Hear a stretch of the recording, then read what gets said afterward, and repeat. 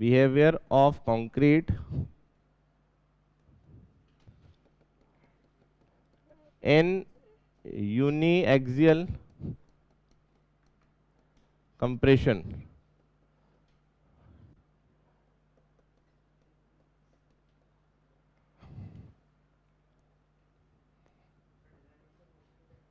क्या कह रहे हो? डिजाइन में से क्वेश्चन नहीं करेंगे, कंक्रीट टेक्नोलॉजी का पोर्शन है तो वो उसमें पढ़ाया जाता है। किसने? अच्छा इसमें पढ़ेंगे, हाँ तो मैं पढ़ा दूंगा, ठीक है। ठीक है पढ़ लेंगे अपन, कोई दिक्कत नहीं है। ये जो IS 10262 है, इसका क्या एक प्रोसीजर होता है, एक बार RSMSB में उसका ऑब्जेक्टिव भी आया है, ठीक है, तो वो हम पढ़ लेंगे। एक बार क्वेश्चन आया है तो इसलिए पढ़ना तो जरूरी हो गया, क्योंकि पूछ लिया, ऑब्जेक्टिव पूछा और वो भी RSMSB में, JEE वाले में पूछा है, हाँ तो पढ़ लेंगे, कोई दिक्कत नहीं है, ठीक है। अभी तो ये वाली चीज पढ़ लेते हैं। तो behaviour of concrete in uniaxial compression, तो क्या होता है, आप टेस्ट कैसे करते हो? सिंपल सा प्रोसीजर है, क्यूब है हमारा 150 mm बाई 150 mm का, जो स्टैंडर्ड क्यूब हम यूज करेंगे,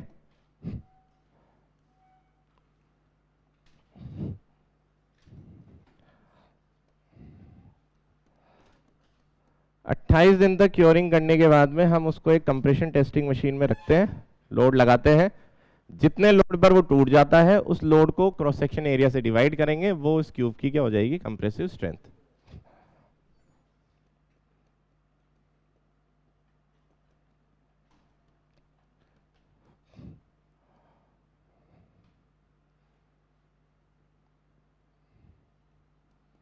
वन 150 mm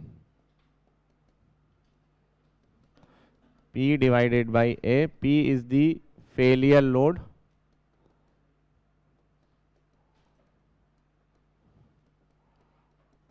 और ये हो जाएगा क्रॉस सेक्शन एरिया, और इससे हमें मिल जाएगा कंप्रेसिव स्ट्रेंथ।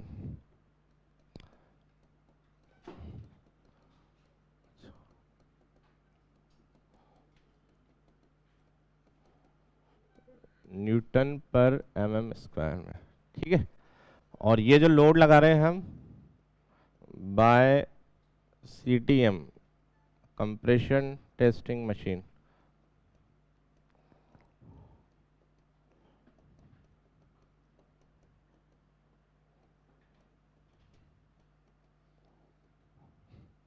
इसके लिए कोड भी है इस टेस्टिंग के लिए, IS 516/1959 कंप्रेशन टेस्ट के लिए कोड है। कोड भी ध्यान रखना है, जो जो कोड हम यहाँ पर लिख रहे हैं वो सारे कोड ध्यान रखने हैं, मतलब आप लोग जो यहाँ कोड लिखोगे वो सारे कहीं ना कहीं पूछे जा सकते हैं, तो 516 इसमें प्रोसीजर दिया गया है।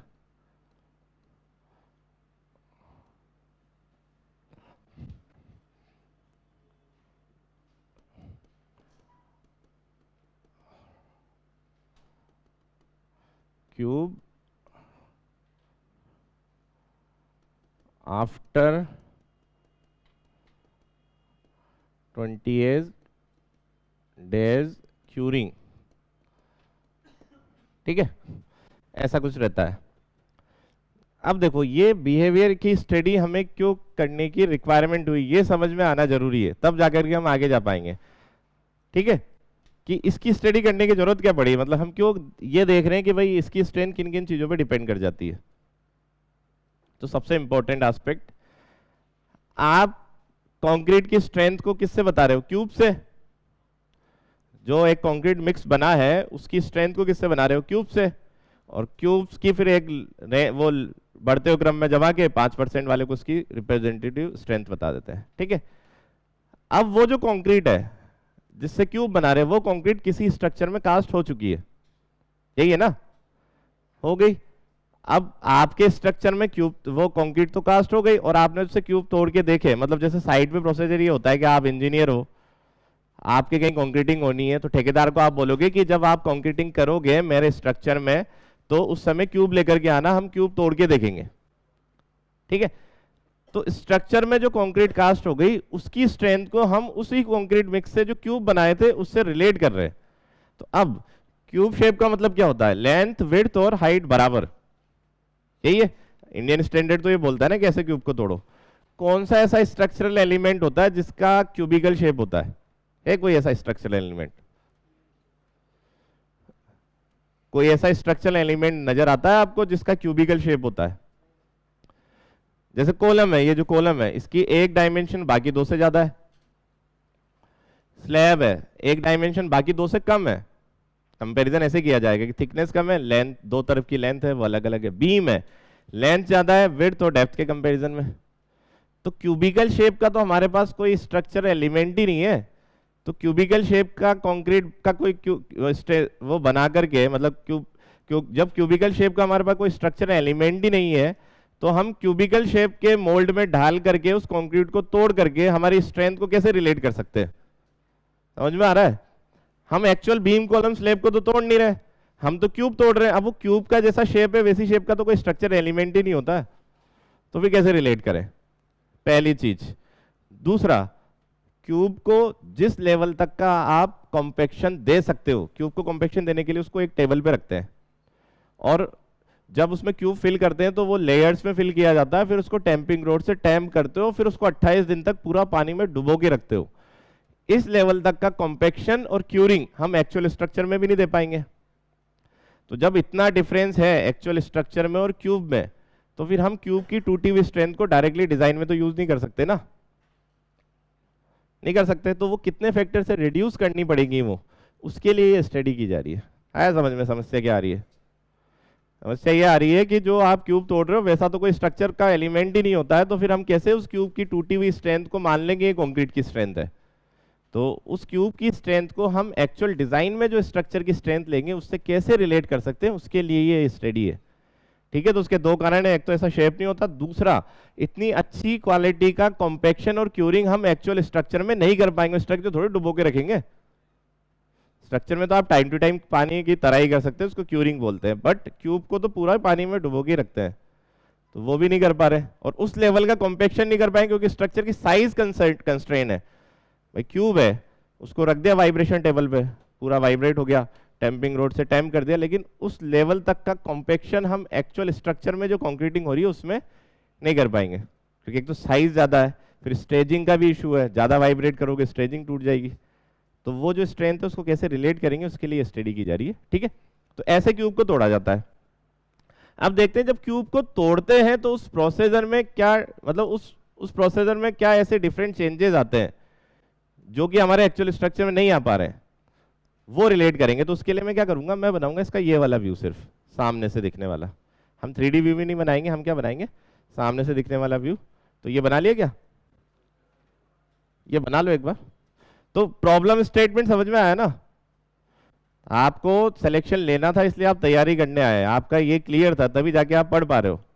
तो उसी तरीके से हम ये क्यों पढ़ रहे हैं, हमें क्या मतलब था, तो हम इसलिए पढ़ रहे हैं क्योंकि हमें ये रिलेट करना है। प्रॉब्लम स्टेटमेंट क्लियर होना चाहिए जीवन का, कहीं का नहीं होता है क्लियर, कि क्लास में आके तो बातें करेंगे, घर पे जाके सोचते पढ़ लूँ, तो यहाँ पढ़ लो वहाँ बातें कर लो। ऐसा होता ना कि पढ़ना है या बातें करना है ये क्लियर हो जाए। जैसे मूवी में जाते हो थिएटर में, तो मूवी देखते हो ना, ये थोड़ी कि खाना ले जाऊंगा मैं तो थिएटर में जाके खाऊंगा। तो इस तरह का कंफ्यूजन क्लास में भी नहीं होना चाहिए। ठीक है, कि मेरे को तो ब्रश करना है।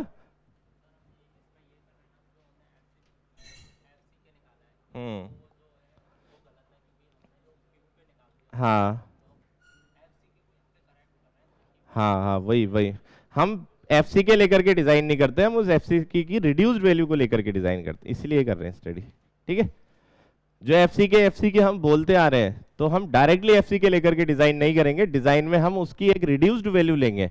तो रिड्यूस्ड क्यों कर रहे हैं, हम उन इफेक्ट्स को यहाँ पे कंसीडर करेंगे और उनसे कुछ ऐसे स्टैंडर्ड रिजल्ट्स आएंगे जिनके हमारे क्वेश्चंस बनते हैं। ठीक है, तो बना लिया ये। तो इसमें से तो सिर्फ ये याद रखना है आपको, ये कोड ये तो आपको याद होगा क्योंकि ये टेस्ट जनरली कॉलेज में होते ही हैं। ठीक है ना, कंप्रेशन टेस्ट तो होता ही है, बट आपने कॉलेज में क्या किया, क्यूब बना के तोड़ दिया, बस यही किया क्या? उससे पहले क्या किया था, उससे बाद क्या किया था? मतलब आपने कॉलेज में जब आपके टेस्ट हुआ होगा कंप्रेशन टेस्ट ये क्यूब वाला, तो क्या किया आपने, क्यूब बना लिया? आप क्या किया था, मतलब उससे पहले कुछ पेपर में कुछ लिखा था या फिर डिजाइन मिक्स की होगी ना? अगर आपने डिजाइन मिक्स करके क्यूब बना करके क्यूब को तोड़ के बाद में जो आपकी स्ट्रेंथ आई है उसको डिजाइन मिक्स से कंपेयर किया तो आपने लैब में प्रॉपर इंजीनियर वाला काम किया है। और अगर आपको ऐसा बोल दिया कि ये पड़ा सीमेंट, ये सैंड, ये एग्रीगेट, इनको मिला दो, क्यूब बना दो, तोड़ देना, तो फिर आपने इंजीनियर वाला काम नहीं किया। ठीक है, यही किया ना, तो वो इंजीनियर का काम नहीं है। इंजीनियर का काम है पहले उसको मिक्स डिजाइन करेगा प्रोसीजर, फिर उससे एक रेशियो आएगा, उससे क्यूब बनाएगा, फिर वो क्यूब तोड़ करके उसकी स्ट्रेंथ को मिक्स डिजाइन वाली स्ट्रेंथ से क्या करेगा, कंपेयर। ये काम होता है इंजीनियर का, ना कि ये पड़ी तीन चीजें और तुम्हारे मर्जी जो पड़े वो और मिला दो और उसको क्यूब कंक्रीट बना दो, क्यूब कास्ट कर लो, पानी में डुबो के चले जाओ, जब तुम्हें ध्यान आएगा 2-4 मिड टर्म होने के बाद और लाना, तोड़ना, अच्छा कि टूट गया। वैसा तो नहीं किया ना, तो वैसा करना भी नहीं होता है। ठीक है, ये बना लिया आप लोगों ने। अब मैं क्या करूंगा, इसका ये वाला व्यू बनाऊंगा। ठीक है, तो इसको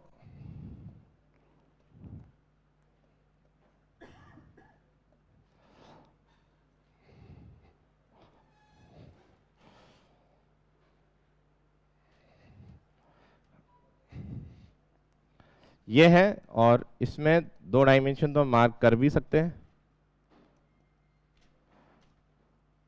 और इसमें ये लोड लग रहा है।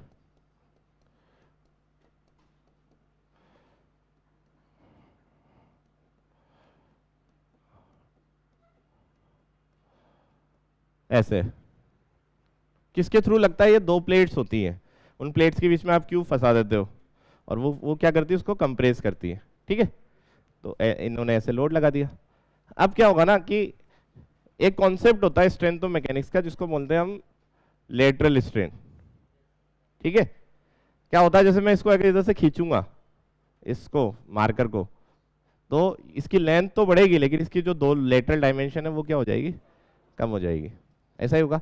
अब मैं अगर इसको ऐसे कंप्रेस कर दूं तो लेंथ कम होगी तो ये बढ़ जाएंगी। तो सेम यहाँ हो रहा है, मैं इसको ऐसे कंप्रेस कर रहा हूं तो इसका मतलब क्या होगा, ये बाहर की तरफ जाएगा, और ये क्या है, ब्रिटल मटेरियल है, तो वो इतना खिंचाव हो नहीं सकता, तो इसमें क्या आ जाते हैं, क्रैक्स। तो लॉजिकली तो क्या होना चाहिए था, मैं ऐसे कंप्रेस कर रहा हूं तो ये ऐसे बाहर जाएगा तो क्रैक ऐसे आने चाहिए थे, बट ऐसे नहीं आते। ठीक है, तो वो क्यों नहीं आते, उस इफेक्ट को देखेंगे। तो क्या होता है, देखो ये बाहर जा रहा है, इसको मैं ऐसे दबा रहा हूं तो ये बाहर की तरफ जा रहा है, तो ये जो सरफेस होता है, जो प्लेट और जो आपका क्यूब है, क्यूब और प्लेट का जो कांटेक्ट सरफेस होगा वहां पर फ्रिक्शन जनरेट हो जाता है। ठीक है, क्योंकि दोनों कांटेक्ट में है, अब कोई भी एक फिसलने की कोशिश करेगा तो फ्रिक्शन उसको क्या करेगा, रोकेगा। ठीक है, उस फ्रिक्शन, वो जो फ्रिक्शन जनरेट होता है उसको प्लेटेंस इफेक्ट बोलते हैं, और वो प्लेटेंस इफेक्ट कितनी लेंथ तक इफेक्टिव होता है वो भी प्रैक्टिकल रिजल्ट या इंपेरिकल रिलेशन से फिक्स है। तो क्या होगा कि जैसे ये बाहर की तरफ जाएगा तो प्लेटेंस इफेक्ट की डायरेक्शन क्या होनी चाहिए, मैं ऐसे पुश कर रहा हूं, ये बाहर जा रहा है तो फ्रिक्शन अपोजिट डायरेक्शन में लगता है हर बार, तो वो जो फ्रिक्शन है वो लगेगा इस डायरेक्शन में। जैसे उसको अगर मार्क करें, या फिर वो फ्रिक्शन ऐसे लगेगा, और वो एक पर्टिकुलर लेंथ तक इफेक्टिव भी रहता है, पर्टिकुलर लेंथ तक इफेक्टिव रहता है वो। और वो लेंथ जो है, वो लेंथ होती है, कितनी होती है भाई, जिन लोगों ने पढ़ लिया रिवीजन, √3/2d। और इसकी वैल्यू अगर आप वैसे निकालोगे, √3 और 2 को एक बार डिवाइड करके, तो क्या आएगी, 0.86।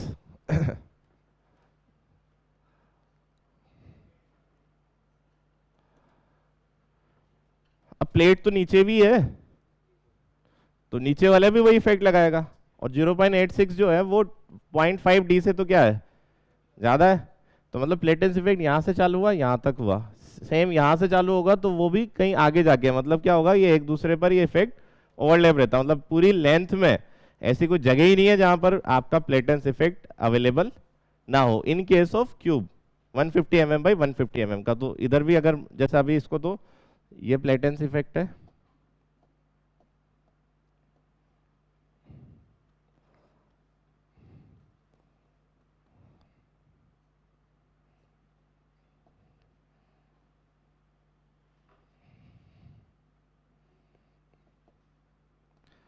इधर से मार्क कर दिया, सेम इस तरफ भी मार्क होगा। ठीक है, यहाँ पर भी ऐसा ही।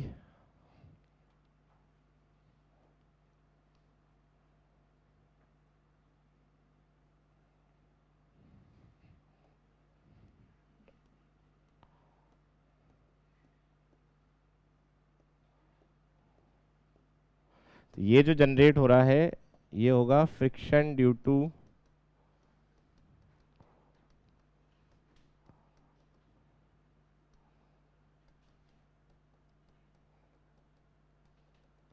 प्लेटन्स इफेक्ट।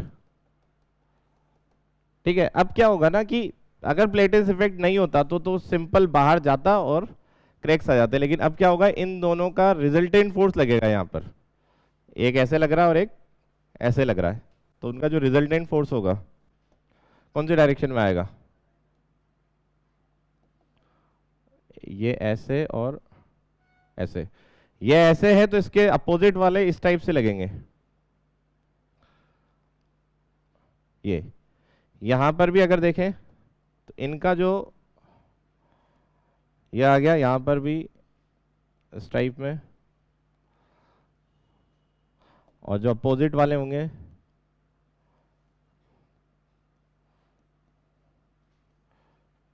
अब कंक्रीट तो वीक टेंशन और कंप्रेशन में से वीक किस में है, टेंशन में। तो टेंशन वाला जो क्रैक आता है वो कौन सी डायरेक्शन, जैसे मैं इसको खींच रहा हूं, टेंशन इधर लगा रहा हूं इधर लगा रहा हूं, तो इसमें क्रैक की डायरेक्शन क्या होगी, मतलब जैसे ये रोड है ये, और मैंने ऐसे टेंशन लगा दिया ऐसे टेंशन लगा दिया, तो ये अगर ब्रिटल है तो ये टूटेगी, तो क्रैक कैसे आने चाहिए, मतलब लोड के परपेंडिकुलर। तो यहाँ पर जहां टेंशन लग रही है जिनकी वजह से उसके परपेंडिकुलर वाले क्या आ जाएंगे, क्रैक्स। तो जो क्रैक्स होंगे आपके वो आएंगे, जैसे ये देखो इन दोनों के परपेंडिकुलर कौन सा आ रहा, ये ऐसे चलेंगे क्रैक, इन दोनों के परपेंडिकुलर है आपका, इन दोनों के परपेंडिकुलर ये वाला, और इनके परपेंडिकुलर भी आपका। तो ये इस तरीके के क्रैक्स आकर के आपका क्यूब फेल होता है, ठीक है। और through out the length of the cube आपका प्लेटेंस इफेक्ट इफेक्टिव है, इस कारण से क्या होगा कि जो आपका फेलियर हो रहा है एक्चुअल में प्लेटेंस इफेक्ट आकर के क्या कर रहा है, उस फेलियर को डिले कर रहा है, मतलब फेल होना तो डेफिनेटली है, लेकिन वो जो फेलियर है ना वो थोड़ा सा लेट होगा। लेट होने का मतलब क्या होगा कि जो फोर्स आप लगा रहे हो जिस फोर्स पे टूट जाना चाहिए था उससे थोड़े ज्यादा फोर्स पे टूटेगा, तो स्ट्रेंथ थोड़ी सी बढ़ के आती है। किस कंपैरिजन में, कि ऐसे स्ट्रक्चर जिनमें मतलब ऐसा स्पेसिमेन जिनमें प्लेटेंस इफेक्ट अवेलेबल ही नहीं होगा, उस कंपैरिजन में क्यूब की जो स्ट्रेंथ आएगी वो थोड़ी सी ज्यादा आएगी। तो अब वो ऐसा स्पेसिमेन क्या है, तो ऐसे स्पेसिमेन के लिए इसी टेस्ट को मतलब इसी सेम कंक्रीट से क्यूब जो बनाया है उसी से ही एक सिलेंडर बनाया जाता है, और सिलेंडर होता है स्टैंडर्ड सिलेंडर, जो इंडियन कंट्रीज में तो यूज नहीं होता है, अमेरिकन कंट्रीज में यूज होता है, क्योंकि इंडिया में यूरोपियन स्टैंडर्ड चलते हैं, क्योंकि उन्होंने राज किया है, तो उन्हीं ने बोला कि ये करो कास्ट, और वो क्यूब बन गए। अब अगर तुम सिलेंडर की तरफ जाते हो तो जो बने हुए क्यूब है उनका क्या करोगे, जो बन गए क्यूब पड़े हुए कॉलेजेस की लैब में, तो उन सबको रिप्लेस करके सिलेंडर लाना भी तो एक बहुत बड़ी इशू है। तो ठीक है कि हम करते रहेंगे क्यूब को कास्ट, लेकिन हम जो क्यूब के कास्ट से जो स्ट्रेंथ आएगी उसको हम सिलेंडर की स्ट्रेंथ में कन्वर्ट कर देंगे। तो और उसके लिए क्या किया कि जो क्यूब की स्ट्रेंथ है सेम कंक्रीट से जो क्यूब बनाते हैं उसी कंक्रीट से एक सिलेंडर बनाया, और उसमें भी प्लेटेंस इफेक्ट का देख लिया कि उसमें कितना इफेक्ट आ रहा है, और उनकी स्ट्रेंथ का कंपैरिजन देख लिया, ठीक है। तो अब जो क्यूब हम बनाएंगे, क्यूब में भी हम इसी तरीके से प्लेटन इफेक्ट लगाएंगे, तो देखते हैं कि उसमें प्लेटेंस इफेक्ट पूरी लेंथ तक इफेक्टिव है या फिर नहीं है। तो प्लेटेंस इफेक्ट होने के कारण एक चीज ध्यान रखनी, जो हमारा फेलियर है वो क्या हो जाता है, डिले हो जाता है। डिले होने का मतलब जितने लोड पर फेल होना चाहिए था उससे थोड़े ज्यादा लोड पे जाकर के फेल हो रहा, तो उसका मतलब क्या, ऑब्वियस सी बात है स्ट्रेंथ आपकी थोड़ी बढ़ रही है, ठीक है। तो क्यूब तो है 150 mm 150 mm बाई 150 mm का, सिलेंडर जो लिया जाता है वो लिया जाता है 150 mm का डाया, लेकिन जो उसकी लेंथ होती है वो उसकी दुगनी होती है। तो जो हमारे स्ट्रक्चर है वो मेनली क्यूबिकल शेप के नहीं होकर के सिलेंड्रिकल शेप के, दो डायमेंशन के कंपैरिजन में जो तीसरी वाली डायमेंशन है वो या तो ज्यादा है या फिर क्या है, कम। जैसे कॉलम के केस में ज्यादा है, स्लैब के केस में कम है, मतलब कंपेरेबल वाली चीजें चल रही। कॉलम में लेंथ ज्यादा होती है, बाकी दो डायमेंशन, बीम में भी ऐसा होगा, लेकिन स्लैब में थिकनेस कम होती है in comparison to other two dimensions. तो हमारा तो जो स्ट्रक्चर है वो एक्चुअल में सिलेंड्रिकल शेप जैसा ही है, क्यूबिकल शेप जैसा कोई सा भी कंपोनेंट नहीं है। तो अब वही इफेक्ट अगर हम सिलेंडर में लगाते हैं तो सिलेंडर का भी मैं ये वाला व्यू बनाऊंगा, जैसे सामने से देखोगे ना तो वो डाया 150 है, तो 150 का वो उसकी वो विड्थ दिखेगी और लेंथ, ठीक है। और उसमें भी प्लेटेंस इफेक्ट √3/2 डी के बराबर होगा। वहां पर डी, जैसे डी तो यहाँ पर क्रॉस सेक्शन एरिया वाली डायमेंशन है, वहां पर डी हो जाएगा उसका डाया, ठीक है। तो ये तो है standard 150 mm by 150 mm cube, ठीक है। अब बनाएंगे हम लोग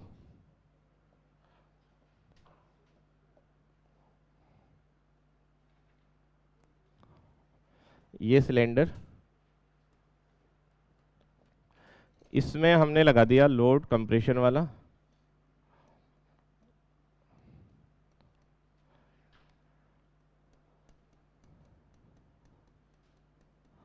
और इसका ये आपका 150 mm है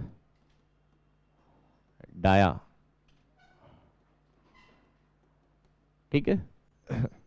और ये आपकी यहाँ पर लेंथ है 2D, मतलब 300 mm लेंथ,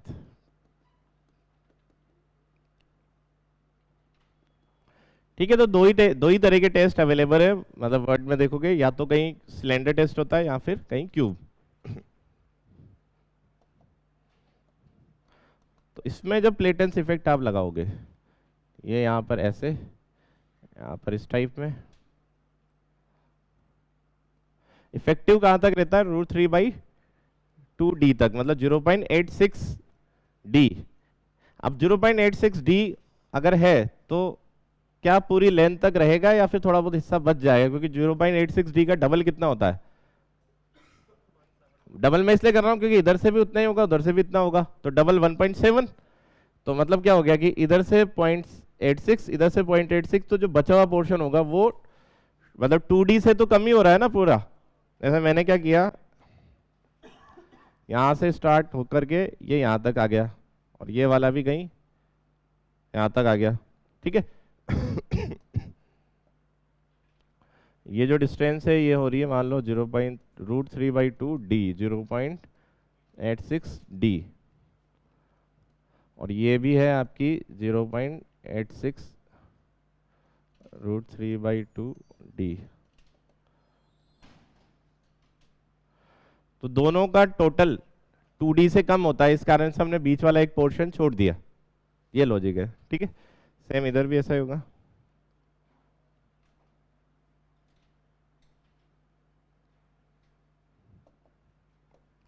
ये आपका प्लेटेंस इफेक्ट,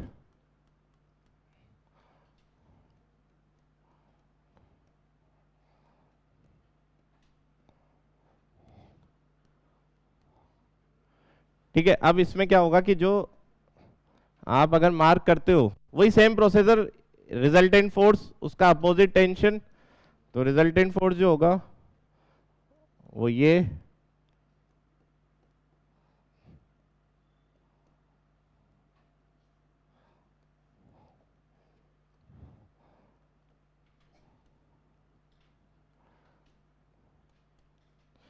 टेंशन, तो जो क्रैक्स आएंगे, अब देखो ये जो पोर्शन है ये वाला, इस पर कोई प्लेटेंस इफेक्ट ही नहीं है, इस पर तो क्या लगेगा सिर्फ कंप्रेशन, और सिंपल कंप्रेशन लगेगा तो ये बाहर जाएगा, और बाहर जाएगा तो क्रैक्स की डायरेक्शन क्या आनी चाहिए,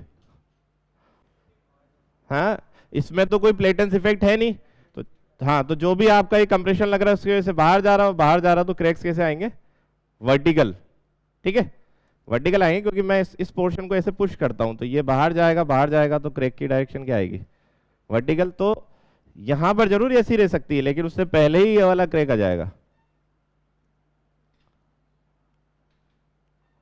ये ऐसा क्रैक, और तो ये बिना प्लेटेंस इफेक्ट के कारण, मतलब प्लेटेंस इफेक्ट ने इसका जो फेलियर है उसको डिले नहीं किया है, क्यों, क्योंकि इसमें बीच में ऐसा पोर्शन आ गया जहां पर प्लेटेंस इफेक्ट आपका इफेक्टिव नहीं है, ठीक है। और उस कारण से हमारी जो सेम कंक्रीट मिक्स से जो आप क्यूब और सिलेंडर कास्ट करते हो, क्यूब 150 mm का और सिलेंडर 150 mm डाया और 300 mm उसकी लेंथ, तो उन दोनों की स्ट्रेंथ में डिफरेंस आता है, ठीक है।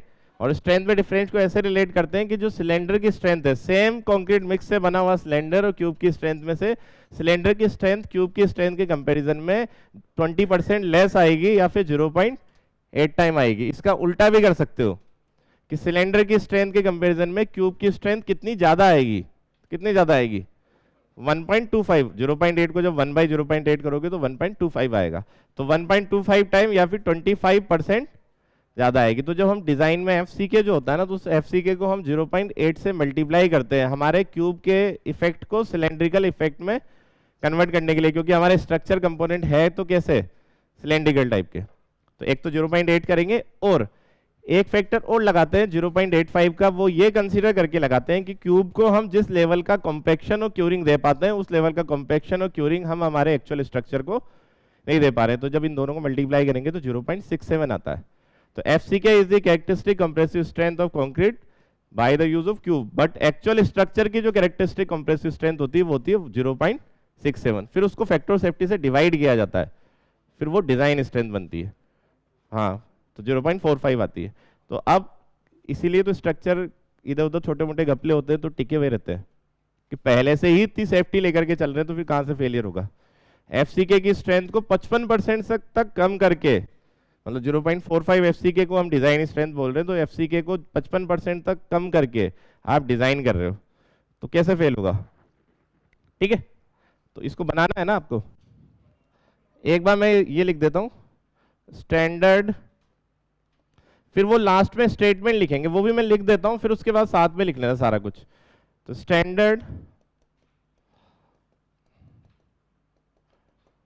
क्यूब, हाँ cylinder of dia 150 mm and length 300 mm।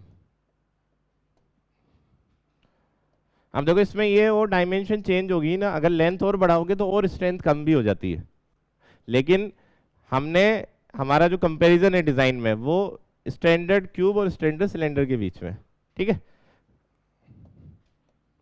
तो यहां लिखेंगे compressive strength of standard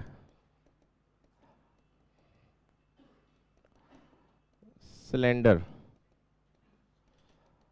is equal to 0.8 time of compressive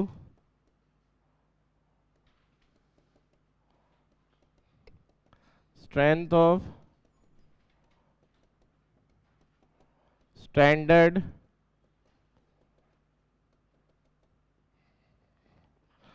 cube.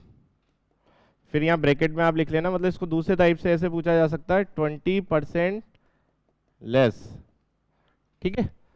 तो सिलेंडर की स्ट्रेंथ क्यूब की स्ट्रेंथ से 20% कम आएगी सेम कंक्रीट मिक्स से जब दोनों को बनाओगे। उल्टा अगर देखें तो ये 0.8 को इधर ले आएंगे,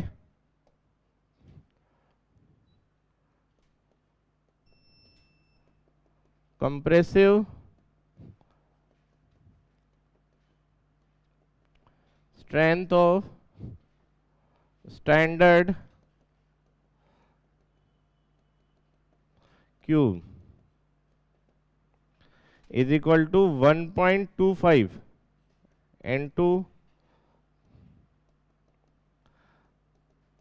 compressive strength of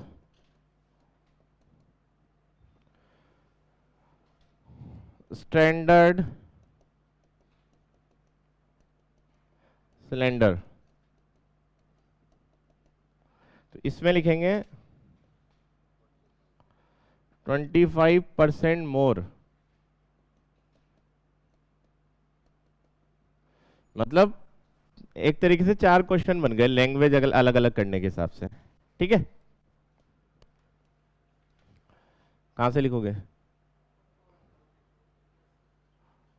ये तो लिख लिया होगा,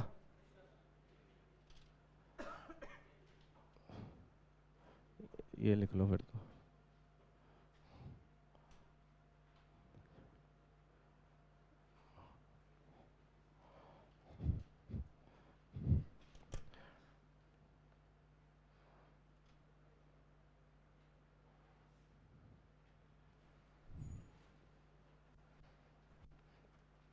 तो जो क्यूब के जो क्रैक्स आते हैं ना, अगर आप फोटोज देखोगे नेट पर या फिर आपने टेस्ट किया होगा, तो वो क्रैक्स इसी टाइप के आएंगे, मतलब पैटर्न ऐसा ही होता है।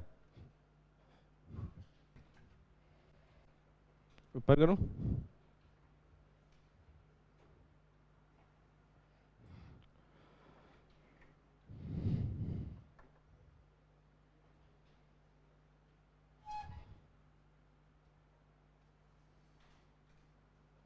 कल नहीं आए थे क्या? अच्छा, मेंस का दिया होगा। कैसा हुआ? कितना अटेम्प्ट किया? टेस्ट वगैरह नहीं दिए थे क्या? टेस्ट देने चाहिए होते हैं, तो क्या उससे प्रैक्टिस हो जाती है। टेस्ट का बहुत बड़ा रोल होता है किसी भी एग्जाम की प्रिपरेशन में, है ना। कोई सी भी एग्जाम की प्रिपरेशन करो, टेस्ट जरूर दो। किसी भी प्लेटफॉर्म के किसी के भी दो, पर टेस्ट दो। टेस्ट देना जरूरी है, नहीं तो फिर वो एक्चुअल जो माहौल वहाँ क्रिएट होता है वो कैसे फील करोगे। टेस्ट देते रहते ऐसा हो जाता है कि वो वाला एग्जाम भी आपको ऐसा लगेगा कि वो ये भी तो एक वन ऑफ द टेस्ट है। नहीं तो क्या होगा, उस दिन प्रेशर आ जाता है कि अरे एग्जाम है, गलती नहीं हो जाए, गोला गलत नहीं कर दूं, ये वो। ऑनलाइन है तो जो भी है, बट टेस्ट देते रहोगे तो एक प्रैक्टिस हो जाएगी, टाइम मैनेजमेंट सीख जाओगे, एक्यूरेसी इंप्रूव होगी। क्योंकि वो सब पार्ट ऑफ, ये सब पार्ट ऑफ सिलेक्शन है। मतलब ये आप क्लास में नोट्स बना के जा रहे हो, ये हो गया, ये एक स्टेज है। फिर उसके बाद में आपको इससे सोल्व क्वेश्चंस करने, वो एक स्टेज है। फिर उसके बाद में आपको टेस्ट देना, वो एक स्टेज है। तो उस तरीके से धीरे धीरे प्रिपरेशन होती है।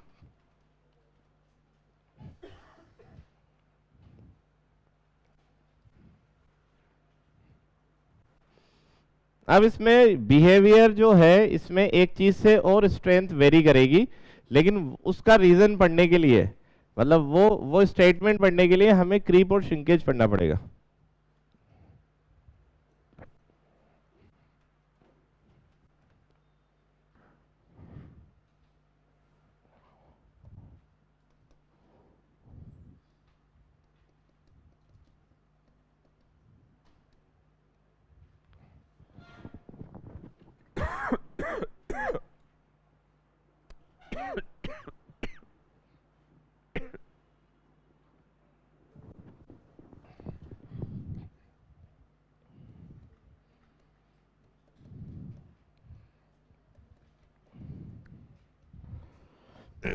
क्रीप इन कंक्रीट,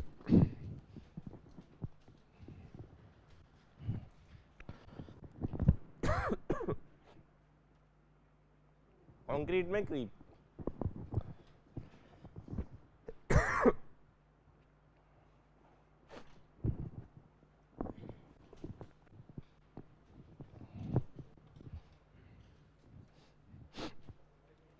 क्या होता है ये?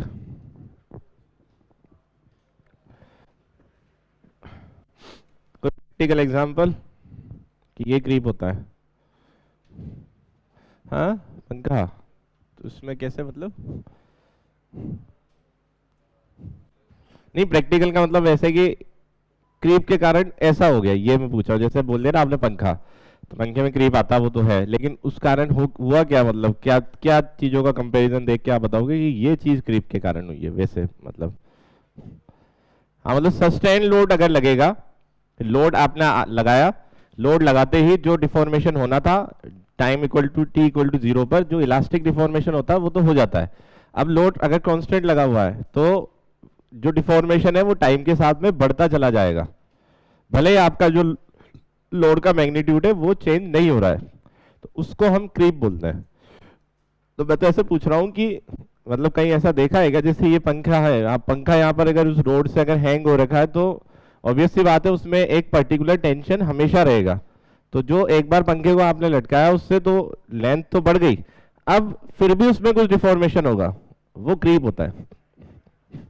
हाँ, टाइम डिपेंडेंट फिनोमिना है ये।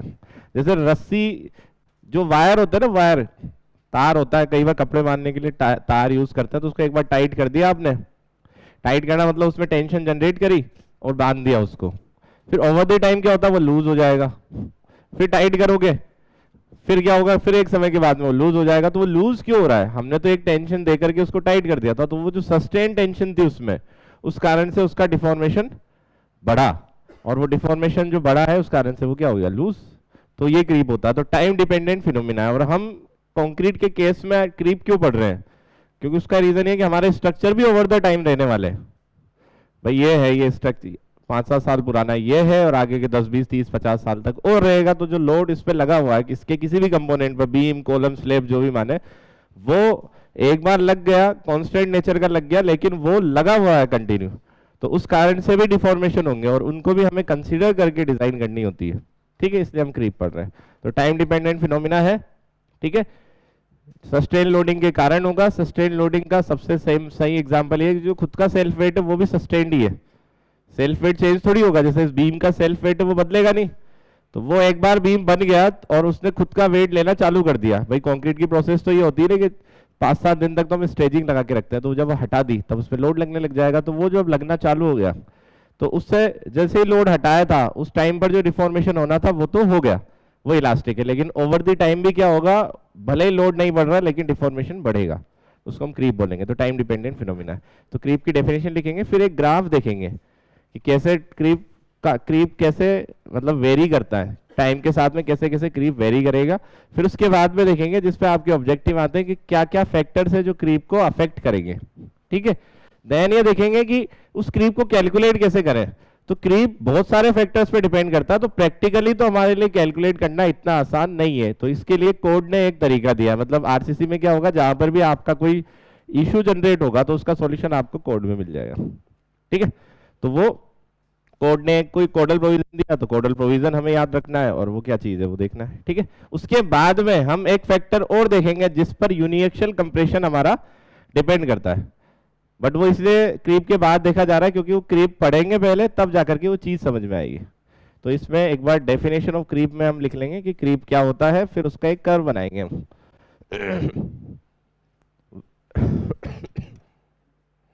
व्हेन कंक्रीट इज क्रीप में लिखना, when concrete is subjected to, when concrete is subjected to, concrete is subjected to sustained, when concrete is subjected to sustained compressive loading, when concrete is subjected to sustained compressive loading, its deformation, sustained compressive loading comma लगा के, its deformation keep increasing,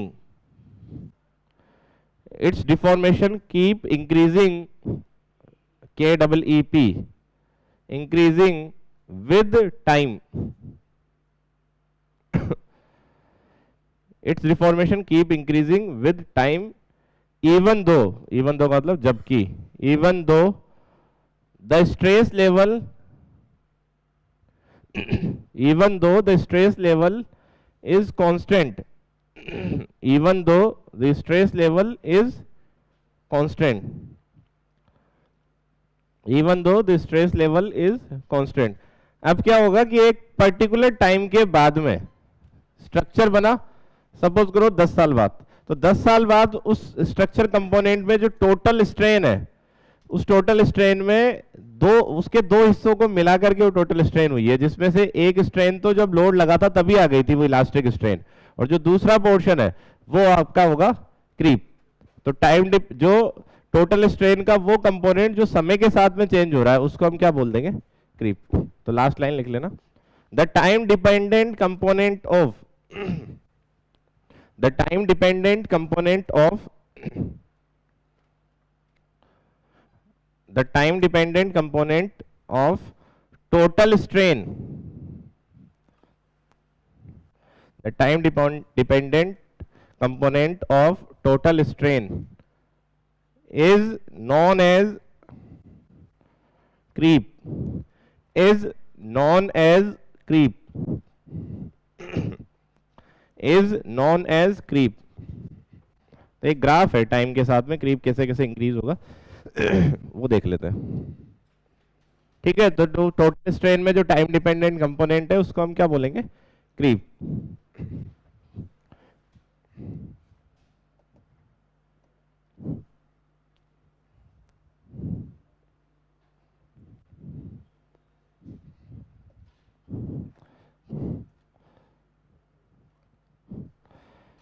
तो एक graph बनाया जाएगा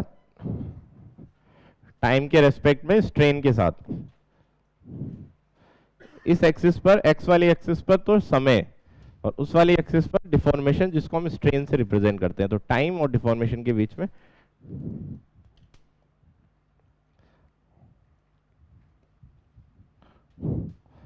time in days, दिनों में, क्योंकि ये मिनट आर उसका फिनोमिना नहीं है, ये दिन का फिनोमिना, काफी ओवर द टाइम तक बढ़ती रहती है क्रीप। और इधर आएगा आपका स्ट्रेन, ये है। तो देखो जैसे ही लोड लगाया हमने, तो लोड लगाते ही t इज इक्वल टू 0 पर, 0 समय पर जैसे ही लोड लगाया वैसे ही डिफॉर्मेशन आ जाएगा, और वो डिफॉर्मेशन है इलास्टिक जो कि टाइम डिपेंडेंट नहीं है। मतलब इलास्टिक डिफॉर्मेशन होने के लिए समय नहीं चाहिए, वो जब लोड लगाओगे तभी आ जाएगा। अब क्या हुआ कि वो यहां पर आ गया कुछ, ये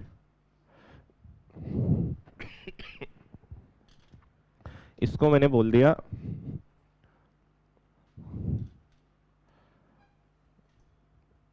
इलास्टिक, या फिर इसको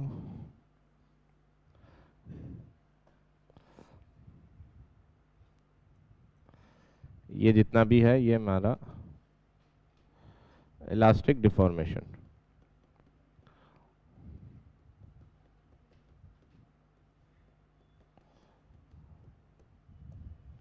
अब देखो जो डिफॉर्मेशन है क्रीप वाला, वो समय के साथ मतलब ओवर द टाइम बढ़ता है, लेकिन उसके बढ़ने की रेट कम हो जाती है। मतलब जो रेट है वो रिड्यूस होगी लेकिन डिफॉर्मेशन बढ़ेगा। तो वो कर्व जाएगा कुछ मतलब इस टाइप से जाएगा। रेट कम होने का मतलब यही है ना, स्लोप आपका क्या होता जा रहा है, कम होता जा रहा है। T is equal to infinite पे जाकर के वो जो कर्व है वो बिल्कुल स्ट्रेट हो जाए, मतलब वो लाइन बिल्कुल स्ट्रेट हो जाएगी। जब वो कब होगी, जब T is equal to infinite, मतलब वो बढ़ता ही रहता है, कोई इनफाइनाइट टाइम पे जाकर के वो पूरा कांस्टेंट होगा। तो ऐसे बढ़ेगा, ये कोई इनफाइनाइट पर जाकर के वो टच करेगा। तो ये जो टोटल है यहां से यहां तक का, ये टोटल स्ट्रेन है। और इसमें इस इलास्टिक स्ट्रेन के अलावा जो कंपोनेंट है उसको हम बोलेंगे अल्टीमेट क्रीप स्ट्रेन, मतलब अल्टीमेट समय पर जाकर के वो खत्म हो रहा है। तो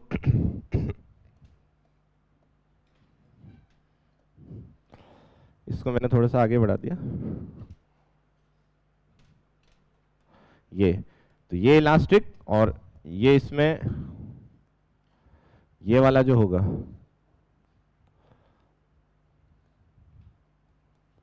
अल्टीमेट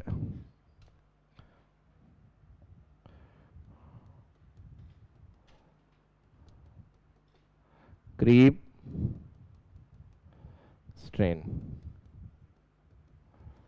और यहां से यहां तक का देखेंगे तो ये टोटल स्ट्रेन।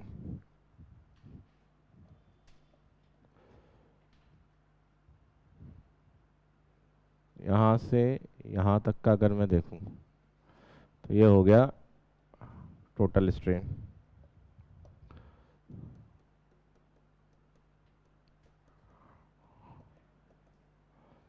क्या कह रहे हो, कांस्टेंट?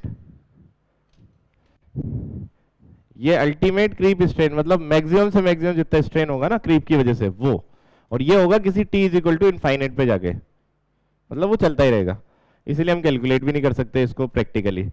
अब इसके आगे के एक फिनोमिना और, कि अगर हम इस T is equal to infinite, जहां पर टी अल्टीमेट क्रीप स्ट्रेन हुआ था, उस जगह जाकर के या किसी भी एक स्टेज पे जाकर के अनलोडिंग कर देते हैं मतलब लोड को क्या कर दिया, हटा दिया, तो जो इलास्टिक स्ट्रेन था वो तो पूरा का पूरा ही रिकवर हो जाएगा, क्योंकि इलास्टिक लोड बात हम कर रहे थे, इलास्टिक का मतलब ही होता है कि लोड लगाया और लोड को हटाया तो फिर से वो रीगेन। बट जो क्रीप वाला स्ट्रेन है वो बहुत माइन्यूट सा रीगेन होगा, बाकी वो उसमें रेजिडुअल स्ट्रेन की तरह रह जाएगा। तो इससे ये क्लियर होता है कि जो क्रीप वाला स्ट्रेन होता है वो प्लास्टिक नेचर का होगा। ठीक है, तो जैसे मैं यहां पर अनलोडिंग कर देता हूं, इसकी अनलोडिंग करता हूं तो जितना ये था उतना का उतना ही वो पूरा नीचे आएगा।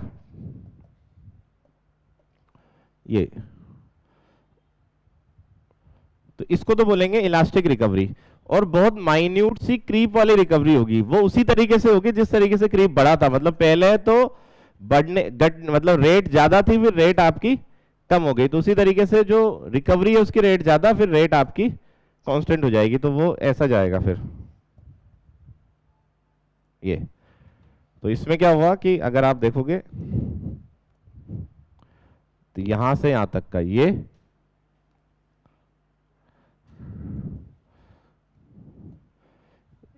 जो है ये, इसको तो क्या बोलेंगे, ये तो कहलाएगा इलास्टिक रिकवरी।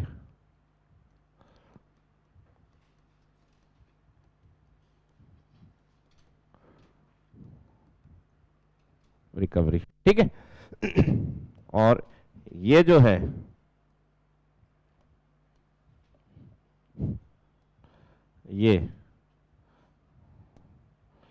ये है हमारा residual strain due to creep.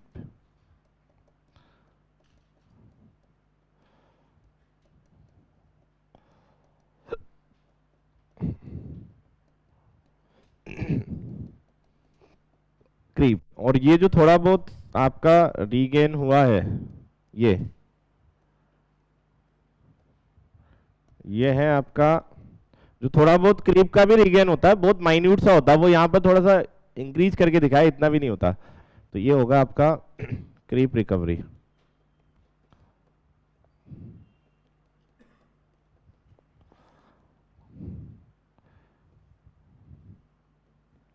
इस तरीके से क्रीप आपका फॉलो करेगा। जितना इलास्टिक स्ट्रेन थी उतनी की उतनी पूरी से रीगेन हो गई, तो वो तो इलास्टिक रिकवरी। थोड़ा बहुत क्रीप आपका रीगेन होता तो क्रीप रिकवरी, और जो बचा हुआ वो रेजिडुअल स्ट्रेन है, और वो सारा का सारा किसके कारण है, क्रीप के कारण। तो इसका मतलब ये क्रीप का जो नेचर होता है, वो क्रीप जो स्ट्रेन होती है वो प्लास्टिक स्ट्रेन होती है। ठीक है। लिख भी लेंगे फिर, creep is a plastic, creep strain plastic strain. तो एक तो ये ग्राफ, फिर इसके बाद में देखेंगे फैक्टर अफेक्टिंग क्रीप।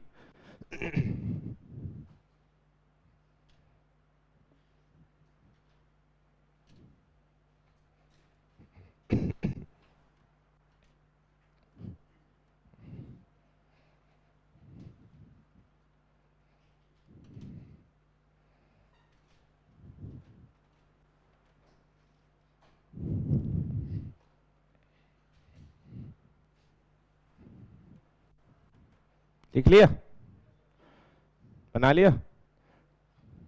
तो नेक्स्ट इसके जस्ट बाद में हेडिंग डालेंगे फैक्टर अफेक्टिंग क्रीप। तो उसमें कुछ फैक्टर्स हैं, उनको बढ़ाने पर क्रीप बढ़ेगा या कम होगा, वो सारी चीजें हम देखेंगे, उस पर ऑब्जेक्टिव बनते हैं आपके।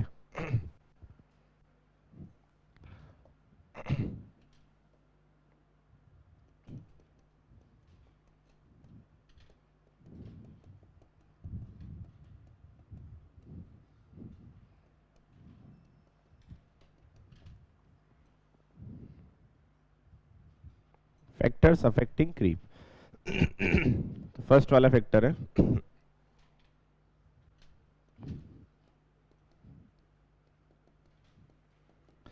Aggregate content. अगर मैं बढ़ा देता हूं कंक्रीट में, तो जो क्रीप होगा ना वो क्रीप आपका कम हो जाएगा, क्योंकि एग्रीगेट कंटेंट बढ़ाने पर जो एग्रीगेट है उसमें क्रीप जनरेट करना इतना आसान नहीं होता। एग्रीगेट तो खुद स्टोन सॉलिड पार्ट है, क्रीप जो होगा ना, क्रीप इफेक्ट करेगा सीमेंट पेस्ट पे, ज्यादा इन कंपैरिजन टू एग्रीगेट्स। तो एग्रीगेट कंटेंट बढ़ाओगे तो क्रीप आपका कम होगा। अब इसका एक उल्टा भी देखेंगे हम कि सीमेंट पेस्ट बढ़ा दिया या सीमेंट कंटेंट बढ़ा दिया तो मतलब वो ये दोनों चीजें हैं एक फिक्स वॉल्यूम के लिए। तो फिक्स वॉल्यूम में सीमेंट बढ़ा दोगे तो एग्रीगेट कम हो जाएगा और एग्रीगेट बढ़ा दोगे तो सीमेंट पेस्ट कम हो जाएगा। तो जो क्रीप होता है ना वो मेनली सीमेंट पेस्ट पे होता है। तो अगर एग्रीगेट कंटेंट बढ़ाता हूं तो मेरा क्रीप कम होगा। अब मैं एक दूसरा लिखूंगा कि सीमेंट कंटेंट बढ़ा दिया तो एग्रीगेट कंटेंट बाय डिफॉल्ट क्या हो जाएगा, कम, तो उसमें फिर क्रीप बढ़ जाएगा। ठीक है जबकि होता तो ऐसा है कि अगर हम सीमेंट कंटेंट बढ़ाते हैं तो स्ट्रेंथ बढ़ जाती है। अभी देखा था ना वो टेबल कि आपने जैसे जैसे आपकी ग्रेड बढ़ रही थी वैसे वैसे एग्रीगेट पर 50 गेज प्रति 50 केजी ऑफ सीमेंट के आधार पर जो एग्रीगेट का टोटल वेट था वो आपका कम हो रहा था। 800 से चालू हुए थे हम लोग, ठीक है। बट यहाँ पर जो रिलेट किया गया है ये रिलेट किया गया है सीमेंट पेस्ट पर क्रीप का इफेक्ट और एग्रीगेट के ऊपर। तो एग्रीगेट के ऊपर कम होता है in comparison to cement paste तो एग्रीगेट कंटेंट बढ़ाने पर जो क्रीप होगा हमारा वो कम होगा। तो दूसरा वाला इसी के जैसा कि सीमेंट कंटेंट अगर मैंने बढ़ा दिया तो यहां ब्रैकेट में लिख भी लेना aggregate content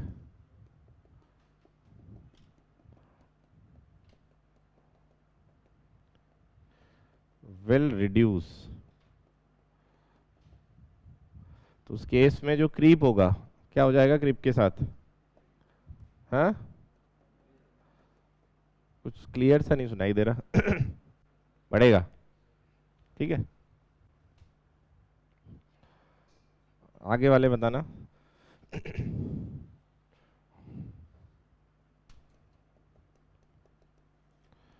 water cement ratio बढ़ा दिया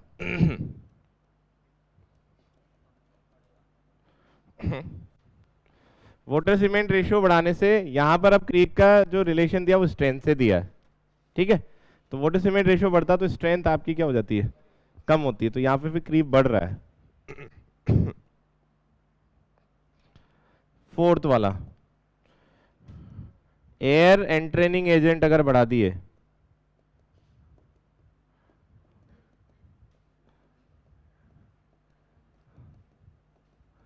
ये बढ़ा दिए तो क्या होता है,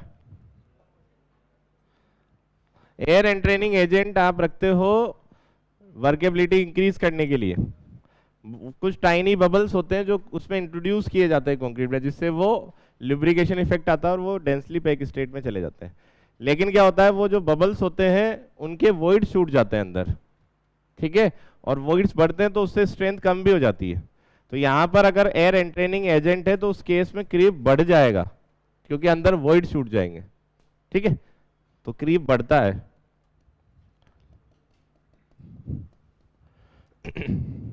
फिफ्थ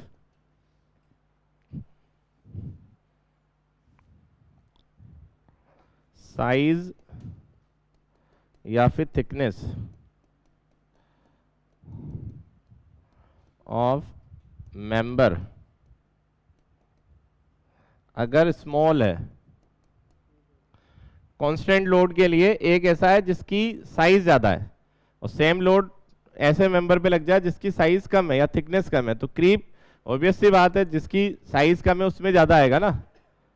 तो जब अगर ये स्मॉल होंगे तो क्रीप आपका बढ़ेगा।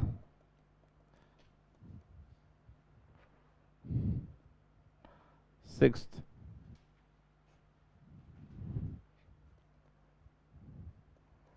Loading occurs at early age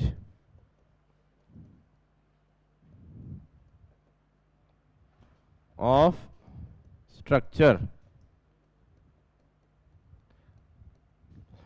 तो क्रीप देखो स्ट्रक्चर की जो स्ट्रेंथ है कंक्रीट की स्ट्रेंथ हम 28 दिन में तो कैलकुलेट कर लेते हैं लेकिन उसके बाद में भी बढ़ती रहती है। हमने एक 28 दिन एक क्राइटेरिया डिसाइड कर लिया और उससे हमने स्ट्रेंथ निकाली लेकिन उसके बाद में भी ओवर द टाइम स्ट्रेंथ बढ़ती रहेगी। वो कुछ इक्वेशंस ऐसी होती है। तो अर्ली एज में अगर लोड लगा दिया तो उस टाइम पर स्ट्रेंथ मतलब अब सेम लोड सेम टाइप के स्ट्रक्चर में किसी में जल्दी लगा दिया लोड और किसी में बाद में लगाया, उनका कंपैरिजन है। तो जिसपे जल्दी लगाया आपने लोड, उसमें आपका जो क्रीप है वो ज्यादा होगा इन कंपैरिजन टू बाद में, क्योंकि सेम स्ट्रक्चर का अगर आप पहले देखोगे तो स्ट्रेंथ अलग होगी, और ओवर द टाइम देखोगे तो उसकी स्ट्रेंथ ज्यादा हो चुकी होती है, क्योंकि कुछ इक्वेशन लंबे समय तक होती है। ठीक है, तो अर्ली एज पर अगर लगाते हो तो क्रीप आपका बढ़ जाएगा, और ये वेरीफाई भी हो जाएगा जब आगे क्रीप को निकालने के लिए क्रीप कोफिशिएंट डिफाइन किया है कोड ने। तो 7 डेज, 28 डेज और 1 ईयर के लिए डिफाइन किया है। तो 7 डेज के लिए सबसे ज्यादा क्रीप कोफिशिएंट है। ठीक है, तो अर्ली एज पर लगाओगे तो क्रीप आपका बढ़ेगा। 7th, ज्यादा समय के लिए अगर लोड लगा रहेगा किसी स्ट्रक्चर पे, मतलब तो क्रीप क्या होगा, बढ़ेगा, क्योंकि तो समय के साथ बढ़ता है। तो लास्ट वाला है loading is sustained over a long period.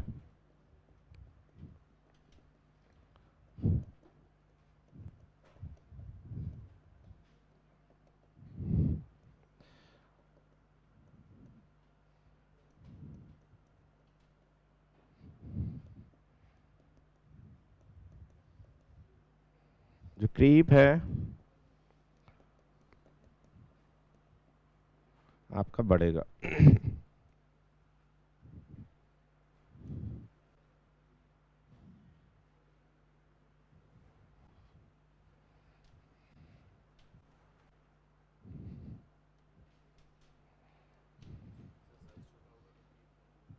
हाँ नहीं, क्रीप डिफॉर्मेशन तो बढ़ जाएगा ना, मतलब सेम लोड कांस्टेंट रखना पड़ेगा। लेकिन इसमें तो जो कम साइज वाला मेंबर है और एक जिसकी साइज ज्यादा है, तो कम साइज वाले में क्रीप के कारण डिफॉर्मेशन ज्यादा आएगा, ऐसा। हाँ, सेल्फ वेट से नहीं हो रहा ना रिलेशन, लोड मैंने कांस्टेंट कर दिया। अगर लोड कांस्टेंट नहीं करेंगे तो फिर बात ही नहीं कर पाएंगे ना। लोड जो लग रहा है उसमें बाहर से वो कांस्टेंट लग रहा है, मतलब दोनों में सेम लोड लगा दिया, तो एक की साइज ज्यादा है, एक की साइज कम है, तो कम वाले की स्ट्रेंथ ज्यादा क्यों होगी, उसकी कम। जैसे वायर है, रस्सी है जिसको आप बांधते हो तार, एक थिन तार है और एक ज्यादा थिक है। हाँ, क्यूब नहीं, कैसे, मैं समझा नहीं क्वेश्चन फिर। हाँ हाँ, छोटे वाले की स्ट्रेंथ ज्यादा थोड़ी होगी, नहीं, मतलब लोड दोनों में सेम लगाओगे तो डिफॉर्मेशन किस में ज्यादा होगा, छोटे वाले में होगा ना। ऐसे रिलेट करना पड़ेगा, मतलब साइज का अगर कंपैरिजन निकालना तो एक चीज कोई ना कोई कांस्टेंट करनी पड़ेगी। वो जो आप कह रहे हो ना, साइज छोटी होने पे स्ट्रेंथ ज्यादा आएगी, वो रिलेशन वैसे वाला है कि जैसे जैसे जैसे हम साइज बढ़ाते जाएंगे, लेंथ बढ़ाते जाएंगे, वैसे वैसे स्ट्रेंथ कम होती चली जाएगी। हाँ, वो तो प्लेटेंस इफेक्ट और इफेक्टिव होता चला जाएगा, इसलिए स्ट्रेंथ ज्यादा आ जाती है उसकी। आप तो ऐसे देख लो कि जैसे वायर है, अगर थिन वायर है और थिक वायर है, तो थिन वाले वायर में ज्यादा डिफॉर्मेशन होंगे, ऑब्वियस सी बात है, जब आप उसको टाइट कर दोगे। ऐसे देख लो, या फिर लोड बराबर है, जैसे 100 किलोन्यूटन लोड ही है, वो एक कम साइज वाले मेंबर पे लगाना है और एक ज्यादा साइज वाले पे लगाना है, तो कम साइज वाले पर क्रीप का इफेक्ट ज्यादा नजर आएगा आपको, लोड कांस्टेंट करना पड़ेगा। वाटर सीमेंट रेशियो बढ़ने पे तो स्ट्रेंथ कम हो जाती है, मतलब अब किसी मटेरियल की स्ट्रेंथ ही कम है तो डिफॉर्मेशन तो ज्यादा आना ही है। वाटर सीमेंट रेशियो जैसे बढ़ेगा स्ट्रेंथ, मतलब एक्चुअल में क्या होगा ना कि ये और ये कॉन्ट्राडिक्टरी लग रहे होंगे आपको, इसलिए कंफ्यूजन क्रिएट हो रहा है ना।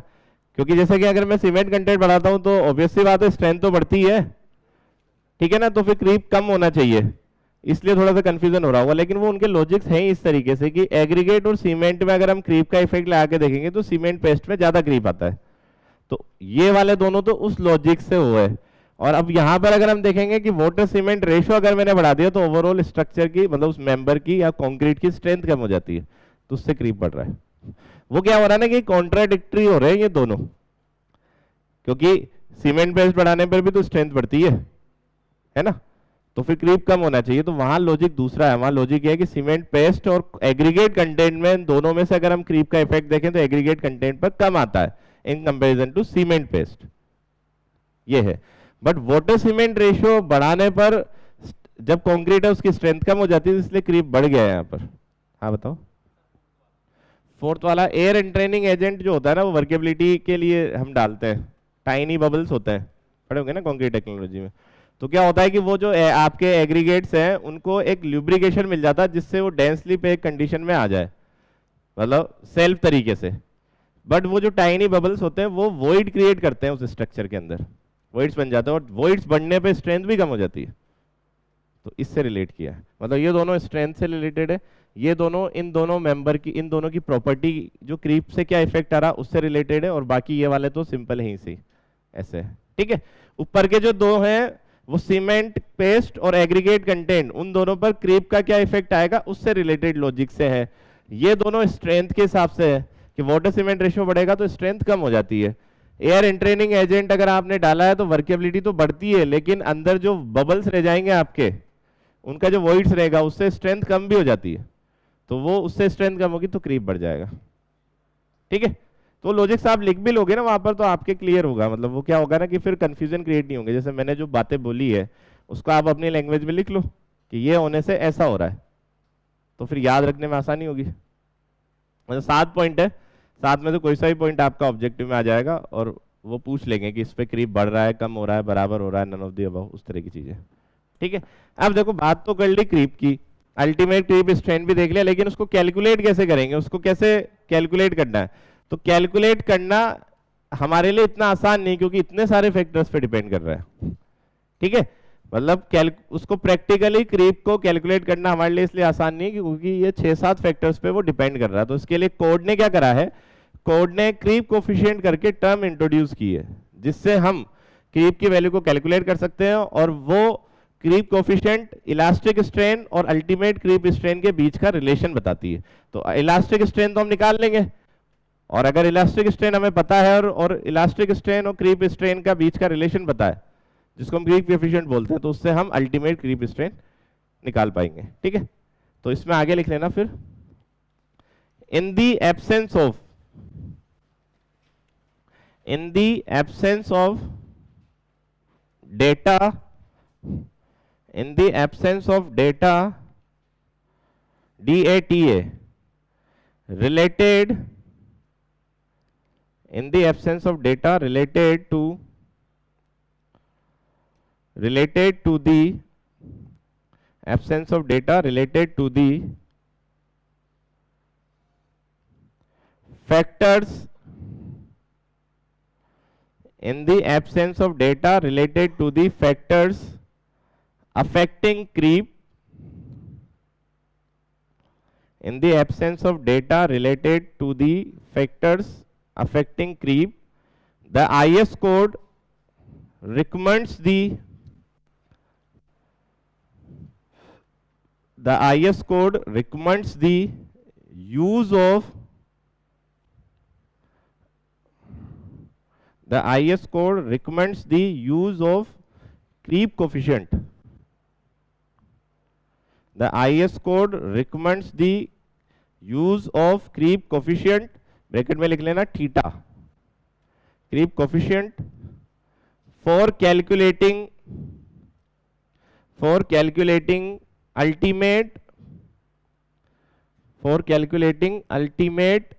creep strain, for calculating ultimate creep strain.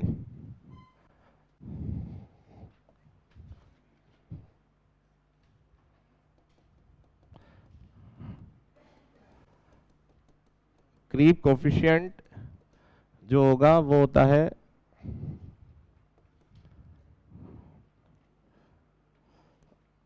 Ultimate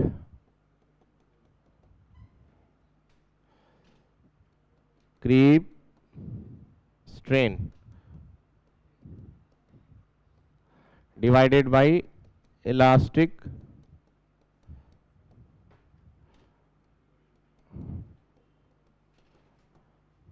तो कोड ने ये टर्म इंट्रोड्यूस की है जिसमें अल्टीमेट क्रीप स्ट्रेन जो है वो क्रीप कोफिशिएंट को जब आप इलास्टिक स्ट्रेन से मल्टीप्लाई करोगे तो आपको मिल जाएगी।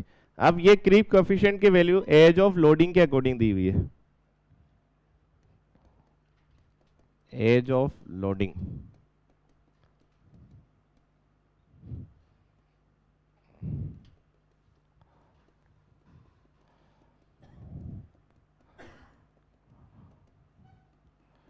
Theta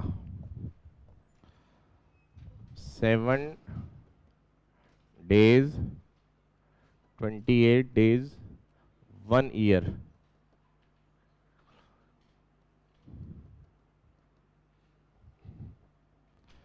2.2, 1.6 and 1.1।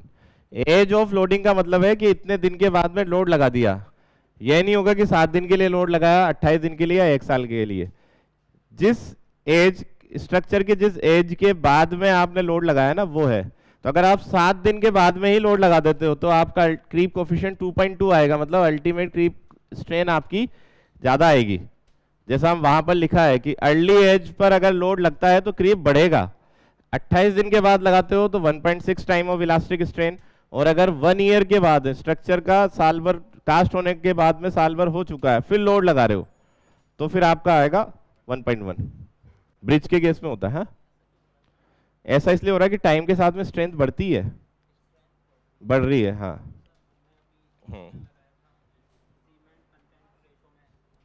मैं वहां यही तो कह रहा हूं कि वो सीमेंट वाला ही कॉन्ट्राडिक्टरी है सिर्फ।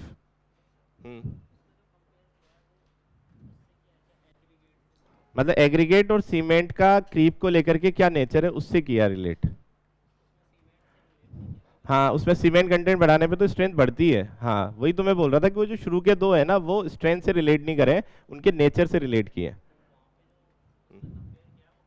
एग्रीगेट और सीमेंट पेस्ट का जो नेचर है ना क्रीप को लेकर के उससे किया वो।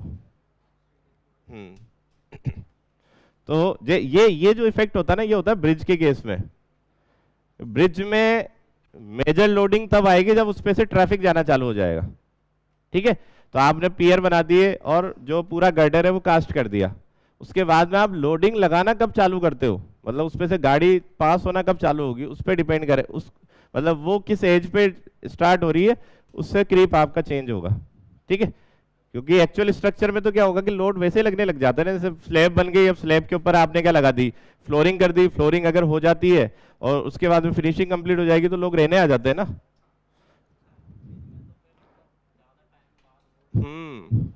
मतलब ये प्रैक्टिकली हुआ भी है। जैसे लोड टेस्टिंग होती है ना ब्रिज की, कोई भी ब्रिज चालू करने से पहले उसमें लोड लगा के देखा जाता है। मतलब जब तक आप उसमें गाड़ी चला करके या उसमें कुछ समय तक वहां पर खड़ी रख के नहीं देखोगे तब तक आप ये वेरीफाई नहीं कर सकते कि ये ब्रिज टिक जाएगा। तो आपको पता हो तो अगर आप अखबार पढ़ते हो ना तो ब्रिज की लोड टेस्टिंग होती है ब्रिज पास होने से पहले। ये जो एक ब्रिज है ना ये वाला भारत माता कौन सा, भारत जोड़ो वाला, तो इसकी भी लोड टेस्टिंग हुई थी तब जाकर के ये ब्रिज चालू हुआ था।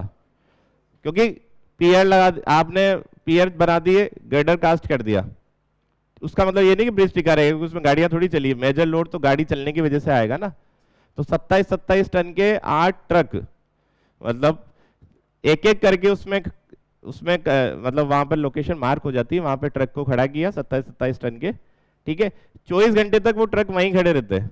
तो 24 घंटे तक उनकी जो डिफॉर्मेशन हो रहा है वो मीजर किया जाता है। ठीक है, फिर उनको हटा देते हैं ट्रक को एक एक करके। तो अगले 24 घंटे तक क्या रिकवरी हो रही है वो कैलकुलेट की जाती है। तो वो रिकवरी 85% से मतलब 85% तो होनी ही चाहिए। मतलब 1 mm नीचे आ गया तो 0.85 mm वापस रिकवर हो जाना चाहिए। ठीक है, तो आप जितना लेट करोगे ना लेकिन ये उतना ही आपको फायदा है, क्योंकि उतनी स्ट्रेंथ आपकी क्या हो चुकी होगी, गेन हो चुकी होगी, और उतना ही क्रीप का इफेक्ट क्या आएगा, कम। क्योंकि 24 घंटे तक अगर आप डिफॉर्मेशन देख रहे हो तो इसका मतलब क्या है, इलास्टिक स्ट्रेंथ तो तभी आ जाएगी ना जैसे ट्रक खड़ा होगा। अब वो अगले 24 घंटे तक जो डिफॉर्मेशन बढ़ रहा है वो किस कारण से बढ़ रहा है, क्रीप के कारण। तो जितना लेट टेस्टिंग होगी उतना ही पास होने के चांसेस ज्यादा होंगे, ऐसे होता है। तो ये ब्रिज के केस में रिलेवेंट है काफी ज्यादा समय वाला फैक्टर। और ब्रिज वैसे भी बनने में टाइम तो लगता ही है।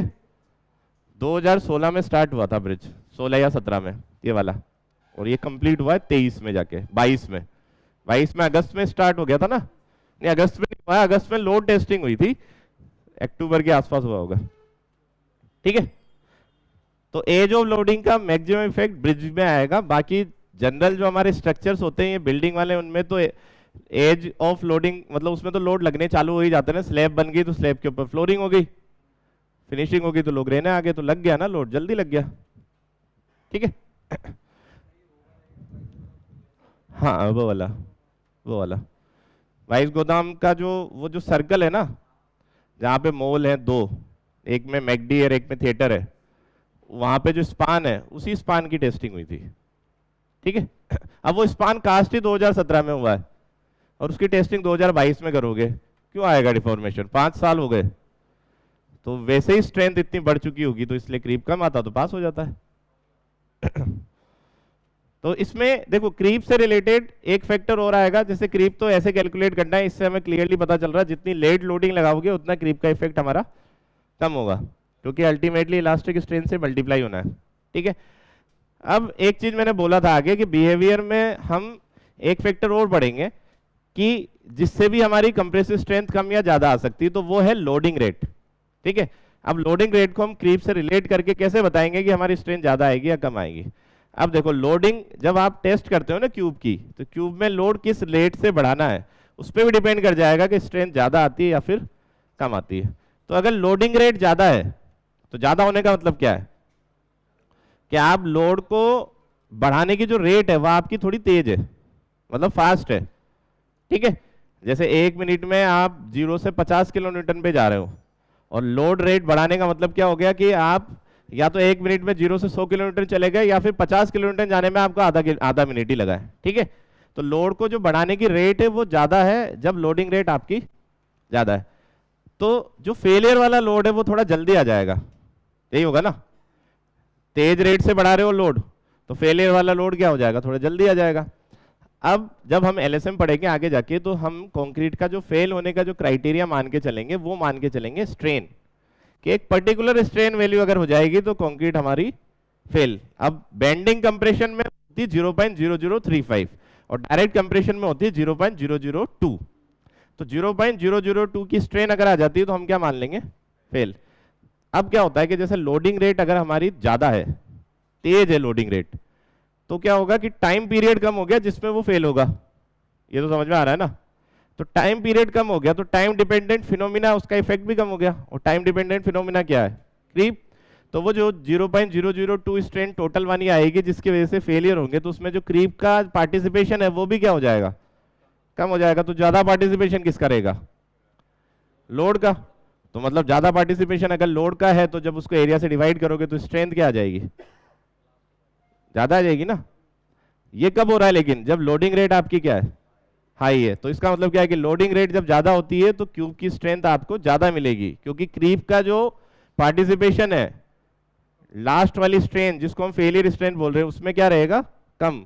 तो 0.002 तक पहुंचने में जो ज्यादा पार्टिसिपेशन है वो लोड का है, मतलब लोड ज्यादा लगाना पड़ रहा है जिसके बाद में क्या हो रहा है, फेल। अब उल्टा देखते हैं, लोडिंग रेट आपकी हो गई कम तो टाइम ज्यादा बढ़ गया, और टाइम बढ़ गया तो जो क्रीप है, क्रीप को भी डेवलप होने के लिए आपको क्या मिल गया, समय मिल गया। हम तो फेलियर सिर्फ उसको मान लेंगे कि जब स्ट्रेन जाकर के 0.002 हो जाएगी, अब वो चाहे क्रीप के कारण हो या फिर वो लोडिंग के कारण। तो क्रीप को डेवलप होने के लिए अगर आप समय दे देते हो तो जो लोडिंग इफेक्ट का जो स्ट्रेन है वो तो थोड़ी कम हो जाएगी, क्योंकि क्रीप वाला इफेक्ट क्या हो गया, बढ़ गया। तो जो फेलियर होगा वो फेलियर आपका, फेलियर वाली जो स्ट्रेंथ आएगी वो थोड़ी कम आ जाएगी। और लेकिन लोडिंग रेट ज्यादा है तो जितना भी स्ट्रेन 0.002 डेवलप होगी उसमें मैक्सिमम जो इफेक्ट आएगा वो किसकी वजह से आएगा, लोडिंग की वजह से, क्योंकि क्रीप को डेवलप होने के लिए समय ही नहीं दिया। ठीक है, तो लोडिंग रेट बढ़ाने पर आपकी जो क्यूब की स्ट्रेंथ है वो बढ़ जाती है, लेकिन उसके लिए क्राइटेरिया ये कहना पड़ेगा कि अगर हम हमारा फेलियर क्राइटेरिया स्ट्रेन मानते तभी ये वैलिड है। अगर हम हमारा फेलियर क्राइटेरिया को स्ट्रेन मानेंगे ना तभी ये वैलिड है, नहीं तो ये चीज वैलिड नहीं है। आया समझ में कुछ, एकदम ऐसे मुंह बिगाड़ के हाँ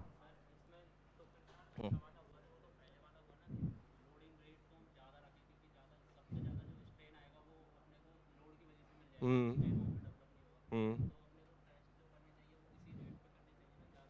नहीं, लोडिंग रेट अपने को थोड़ी सी नॉमिनल रखनी चाहिए। लोडिंग रेट फिक्स है, उससे ज्यादा लोडिंग रेट रख देंगे ना तो हमें उल्टा स्ट्रेंथ ज्यादा मिल रही है जो हमारे लिए नुकसानदायक है।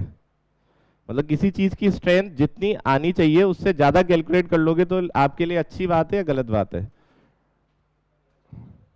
हाँ हम्म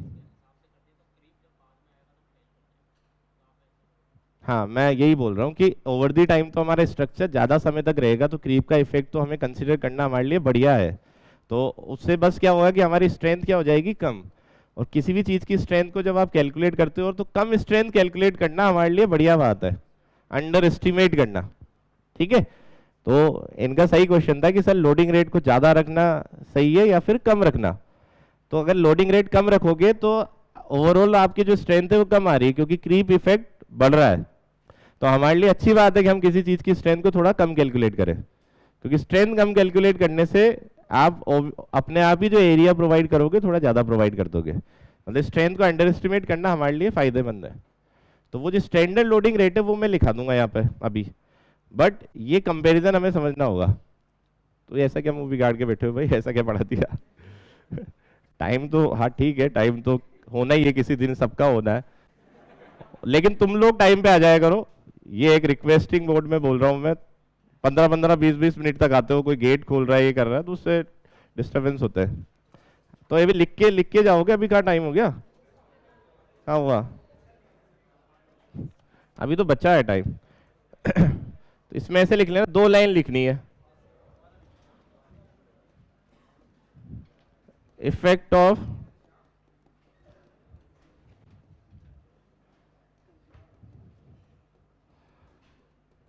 loading rate on compressive strength. Compressive strength पर लोडिंग रेट का इफेक्ट।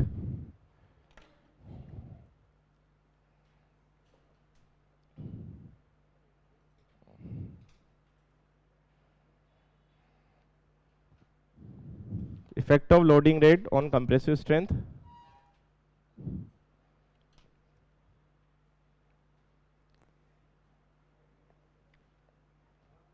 तो इसमें लिखना first point, higher loading rate is responsible for, higher loading rate is responsible for higher strength. Higher loading rate is responsible for higher strength. ठीक है, loading rate ज्यादा है तो स्ट्रेंथ भी ज्यादा है। अब ये क्यों ज्यादा है, इसका एक्सप्लेनेशन नेक्स्ट में लिखना। Assuming strain criteria,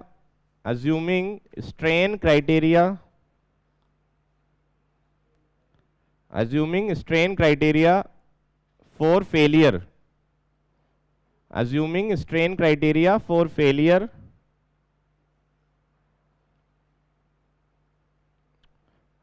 assuming strain criteria for failure, ultimate strain is strain is attained, ATTAIND. Assuming strain criteria for failure, ultimate strain is attained, मतलब ED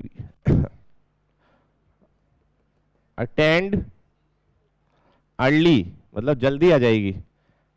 Assuming strain criteria for failure, ultimate strain is attained early at a lower rate of loading. Attained early at a lower rate of loading. Lower rate of loading due to creep. Strain is attained early at a lower rate of loading due to creep. Attained early at a lower rate of loading due to creep. मतलब line का मतलब ये है कि strain criteria को अगर हम assume करके चलते हैं फेलियर के लिए, तो लोअर रेट ऑफ लोडिंग के में जो अल्टीमेट स्ट्रेन है वो क्रीप का इफेक्ट और जुड़ जाएगा उसमें, तो वो जल्दी ही हमें अटेंड हो जाएगी। तो उसमें जो लोडिंग इफेक्ट है वो तो कम रह जाएगा और आपका जो क्रीप इफेक्ट है वो डोमिनेट कर जाएगा, तो कम लोड पे ही टूट जाएगा। तो हमारी स्ट्रेंथ क्या हो गई, कम। ठीक है, और लोडिंग रेट जो है वो भी लिख लेना एक बार आप, कि जो हम अब जब इतना डिफरेंस आ रहा है स्ट्रेंथ में, तो कोड ने स्पेसिफाई किया कि इस लोडिंग रेट से आप क्यूब को तोड़ोगे तो आपको जो स्ट्रेंथ मिलेगी वो हमारी स्टैंडर्ड है। ठीक है, तो जो लोडिंग रेट है, जो स्टैंडर्ड लोडिंग रेट यूज करनी है वो करनी है 140 kg पर सेंटीमीटर स्क्वायर पर मिनट, मतलब 140 kg पर सेंटीमीटर स्क्वायर की स्ट्रेस लगानी प्रति मिनट के हिसाब से। ठीक है, हमने कल क्रीप पढ़ा था और क्रीप के बेसिस पर एक चीज और पढ़ी थी कि effect of compressive strength on the rate of loading, sorry rate of loading का कंप्रेसिव स्ट्रेंथ पे इफेक्ट। तो उसमें एक लाइन थी, तो कुछ लोगों ने बाद में आके मुझसे पूछा था, जैसे स्टेटमेंट में पढ़ रहा हूँ, आप उसको साथ में फॉलो करना। तो उस लाइन का मैं मतलब समझा देता हूँ। Assuming strain criteria for failure ultimate strain is attained early. ये अर्ली जो वर्ड है इसका मतलब हम देखेंगे, attained early at a lower rate of loading due to creep. अगर क्रीप कंसीडर हो जाएगा, रेट ऑफ लोडिंग स्लो है, तो टाइम पीरियड ज्यादा होगा जिसमें हम लोड लगाएंगे, तो वो जो टोटल जो अल्टीमेट स्ट्रेन है जिसपे हम फेलियर मानते हैं, तो वो जो फेलियर है ना वो जल्दी आ जाएगा। जल्दी समय के लिए नहीं बोला है, आप समय से भी रिलेट कर सकते हो कि जल्दी आ गया तो हमारे तो रेट ऑफ लोडिंग तो स्लो चल रही है ना, तो कम लोड पर ही क्या हो जाएगा आपका फेल, क्योंकि जो अल्टीमेट स्ट्रेन है उसमें क्रीप का भी पार्टिसिपेशन बढ़ जाएगा। हमें तो टोटल स्ट्रेन 0.002 होगी तो हम उसको क्या मानेंगे फेल। अब आप लोड धीरे धीरे लगा रहे हो तो लोड की वजह से स्ट्रेन तो बढ़ ही रही है, प्लस जो क्रीप की वजह से स्ट्रेन है वो भी बढ़ रही है, तो वो जो लोड की वजह से जो स्ट्रेन बढ़ेगी उसमें क्रीप का पार्टिसिपेशन और जुड़ जाने के कारण 0.002 जल्दी आ जाएगा। ठीक है, इसलिए स्ट्रेंथ आपकी कम होगी। रेट ऑफ लोडिंग बढ़ा दोगे तो स्ट्रेंथ आपकी बढ़ जाएगी, क्योंकि क्रीप का इफेक्ट उसमें ऐड ही नहीं हो पाएगा, क्योंकि हम बहुत तेजी से लोड लगा रहे हैं। तो जो भी फेलियर होगा वो किस वजह से होगा, सिर्फ लोडिंग की वजह से। ठीक है। इसी से रिलेटेड एक और टाइम डिपेंडेंट फिनोमिना है, वो है श्रिंकेज। हाँ, किसका? टेम्परेचर की वजह से क्रीप पे क्या इफेक्ट होगा? अच्छा, वो लिखा नहीं हम लोगों ने। तो टेम्परेचर अगर आप बढ़ा देते हो तो टेम्परेचर बढ़ाने से श्रिंकेज बढ़ेगा, और आपका जो मॉइस्चर है वो चला जाएगा। तो मे भी क्रीप बढ़ना चाहिए, डिफॉर्मेशन बढ़ेगा क्योंकि श्रिंकेज बढ़ेगा। क्या कहीं देखा, वेरीफाई किया आंसर? हाँ हाँ, वही मैं कह रहा हूँ, मे भी बढ़ना चाहिए क्योंकि टेम्परेचर बढ़ने से श्रिंकेज तो बढ़ता है। ठीक है, तो देख लेंगे कई लिटरेचर्स में। टेम्परेचर का इफेक्ट हमें देखना बाकी है। दो चीजें आप लोगों की जो क्वेरीज थी उसमें से दो चीजें करना बाकी है, एक तो टेम्परेचर का इफेक्ट और एक मिक्स डिजाइन मिक्स प्रोपोर्शनिंग का वो पूरा प्रोसेसर। ठीक है, दो चीजें पेंडिंग है अपनी।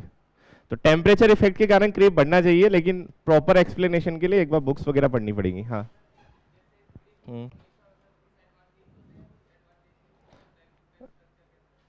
क्रीप के डिसएडवांटेजेस, ये डिफॉर्मेशन ही तो बढ़ रहा है। नहीं, ऐसा तो कोई एडवांटेज नहीं होगा। नहीं, ऐसा तो नहीं है, मतलब दोनों टाइम के हिसाब से होते हैं, लेकिन दोनों का रीजन अलग अलग है, मतलब इंटरकनेक्टेड तो नहीं है। ठीक है, नेक्स्ट देखेंगे time dependent phenomena, shrinkage. Shrinkage आया है श्रिंक से। श्रिंक होने का मतलब क्या होता है? सिकुड़ना। और श्रिंकेज का जो कारण है कंक्रीट में वो ये होगा कि एक तो एनवायरमेंटल इफेक्ट, बाह्य वातावरण के कारण, और जो कंक्रीट की इंटरनल जो रिएक्शन, जो सीमेंट की रिएक्शंस होती है उन सब में भी हीट निकलती है, एक्सोथर्मिक रिएक्शन होती है। ठीक है, तो इस कारण से जो कंक्रीट के अंदर मॉइस्चर है उसका लॉस होता है, और मॉइस्चर लॉस होगा तो वो अपनी कोई स्पेस को छोड़ेगा। भाई अंदर पानी था वो चला गया, वो इवोपरेट हो गया, इवोपरेशन होगा बाहरी वातावरण की वजह से, तो और इंटरनल जो हीट होगी उसकी वजह से भी वो मॉइस्चर लॉस होगा, तो वो अपनी जगह छोड़ेगा। तो जो स्पेस उसने छोड़ी है वहां पर थोड़ी सी कंक्रीट श्रिंक हो जाती है, उसको श्रिंकेज बोलते हैं। ड्राइंग श्रिंकेज बोलते हैं या फिर डायरेक्टली श्रिंकेज बोलेंगे। अब इसमें यह है कि अगर श्रिंकेज को होने से आपने रोका नहीं है, जैसे सिंपल बिना रीस्ट्रेन हुए कोई चीज रखी हुई है, जैसे सोम में भी देखते हैं कि टेम्परेचर इफेक्ट जब पढ़ते हो तो जब दोनों तरफ से अगर रीस्ट्रेन नहीं है, ऐसे रखी हुई है सिंपली, तो टेम्परेचर बढ़ने से बढ़ जाएगा, कम होने से ये कम हो जाएगा। तो सेम ऐसा ही है कि अगर इस रीस्ट्रेन ही नहीं है तो उसके अंदर कोई स्ट्रेस नहीं आएगी, लेकिन ऐसा होता ही नहीं है। जो भी कंक्रीट के स्ट्रक्चर है वो सारे रीस्ट्रेन ही होते हैं, बीम भी एक जगह फिक्स है, स्लैब भी फिक्स है, कॉलम फिक्स है। तो जब रीस्ट्रेन कर देते हो आप श्रिंकेज को तो उस कारण से टेंसाइल स्ट्रेसेस जनरेट होती है कंक्रीट के अंदर, और टेंसाइल स्ट्रेसेस आती है तो कंक्रीट तो वीक है टेंशन में, तो उसमें कई बार ऐसा भी हो सकता है कि क्रैक्स आ जाए, उनको श्रिंकेज क्रैक बोलते हैं। तो श्रिंकेज क्रैक्स को रोकने के लिए, अब पहली बात, इवोपरेशन भी तब ज्यादा होगा जब आपका सरफेस एरिया ज्यादा कांटेक्ट में हो जाएगा एटमॉस्फेयर के। तो ऐसा कौन सा स्ट्रक्चरल एलिमेंट होता है जिसका सरफेस एरिया ज्यादा कांटेक्ट में आता है? इन सब में से स्लैब ही होता है, छत है डायरेक्टली एक्सपोज हो गई। तो इस कारण से जब स्लैब डिजाइन करोगे आप, तो वहां पर टेम्परेचर और श्रिंकेज की वजह से जो क्रैक्स आएंगे या जो टेंशन जनरेट हो रही है उसको अरेस्ट करने के लिए या रोकने के लिए आप एक्स्ट्रा रिइंफोर्समेंट और लगाते हो। बेंडिंग के लिए तो लगाते ही हो, उसके परपेंडिकुलर एक्स्ट्रा रिइंफोर्समेंट और लगाते हो, जिनको बोला जाता है टेम्परेचर एंड श्रिंकेज रिइंफोर्समेंट। क्योंकि जिसका सरफेस एरिया ज्यादा है उस पर तो इवेपोरेशन ज्यादा होगा, ठीक है ना। तो जो ये स्लैब है इसका जो आउटर पोर्शन है ऊपर की तरफ, वहां से कांटेक्ट में अगर आती है ये धूप में या जो भी सरफेस एरिया, तो इवेपोरेशन ज्यादा हो रहा है। तो दो तरह के रिइंफोर्समेंट लगाए जाते हैं, एक तो बेंडिंग के लिए और एक टेम्परेचर एंड श्रिंकेज के लिए, ठीक है। फिर इसको कैसे कैलकुलेट करें? फिर वही बात आ रही, जैसे क्रीप को कैसे कैलकुलेट करना, तो श्रिंकेज के लिए भी कोड ने एक प्रोविजन दिया है और उन्होंने एक स्ट्रेन की वैल्यू दी है 3 × 10⁻⁴ या 0.0003। इतनी स्ट्रेन हमारी अल्टीमेट श्रिंकेज स्ट्रेन होती है, ठीक है। तो दो टाइम डिपेंडेंट फिनोमेना है, एक तो क्रीप है और एक आपकी श्रिंकेज। क्रीप हमने लिख लिया, श्रिंकेज हम लिख लेते हैं। कोडल प्रोविजन आपके इंपॉर्टेंट है जो लास्ट में आएगा।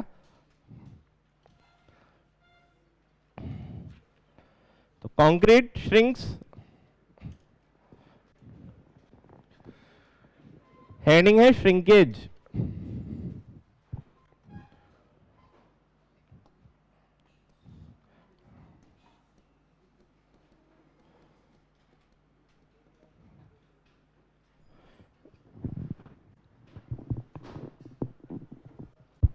हेडिंग है आपका श्रिंकेज, तो इसमें लिखना concrete shrinks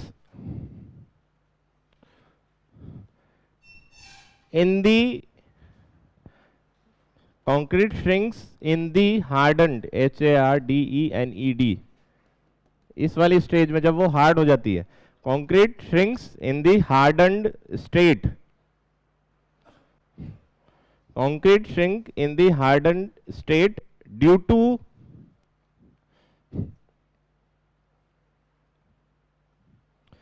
to loss of moisture, due to loss of moisture by evaporation, due to loss of moisture by evaporation, evaporation वाष्पीकरण को बोलते हैं evaporation।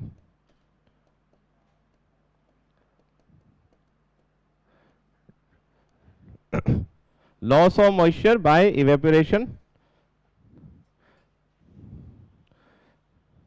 the reduction in volume, the reduction in volume is known as, मतलब इस कारण से जो volume में रिडक्शन होगा, the reduction in volume is known as shrinkage, the reduction in volume is known as shrinkage, ठीक है। और नेक्स्ट में लिख लेना when, जब when shrinkage is restrained, when shrinkage is restrained, tensile stresses, when shrinkage is restrained, tensile stresses will develop, tensile stresses will develop and it may leads to, and it may leads to, and it may leads to cracking, it may leads to cracking, CRACKING, it may leads to cracking। Cracks आ जाएंगे अगर ज़्यादा shrinkage हो गया तो, क्योंकि वो tension को तो रेजिस्ट कर ही नहीं पाती ना कंक्रीट। तो एक तो रीइंफोर्समेंट डालते हैं और एक क्या होता है आजकल फाइबर्स आते हैं, रिकॉन एक तो रिलायंस कंपनी के आते हैं, रिकॉन का नाम है उनका, रिकॉन फाइबर्स होते हैं। तो छोटे छोटे फाइबर्स टाइप के होते हैं, उनको कंक्रीट में पहले ही मिला देते हैं। तो जो भी श्रिंकेज की वजह से टेंशन आती है उनको वो अरेस्ट कर लेंगे। तो जो थोड़ा बहुत क्रैक्स आते भी हैं उनको वो प्रिवेंट कर देंगे, क्योंकि क्रैक्स आना हमारे लिए इसलिए नुकसानदायक है क्योंकि उन क्रैक्स के अंदर से पानी अंदर जा सकता है, मॉइस्चर, और वो रीइंफोर्समेंट तक पहुंच गया तो उसमें फिर करोजन स्टार्ट हो जाएगा। ठीक है, तो फाइबर्स आते हैं छोटे छोटे से, जनरल आप फिर वो उनको सब कंक्रीट में डाला जाता है।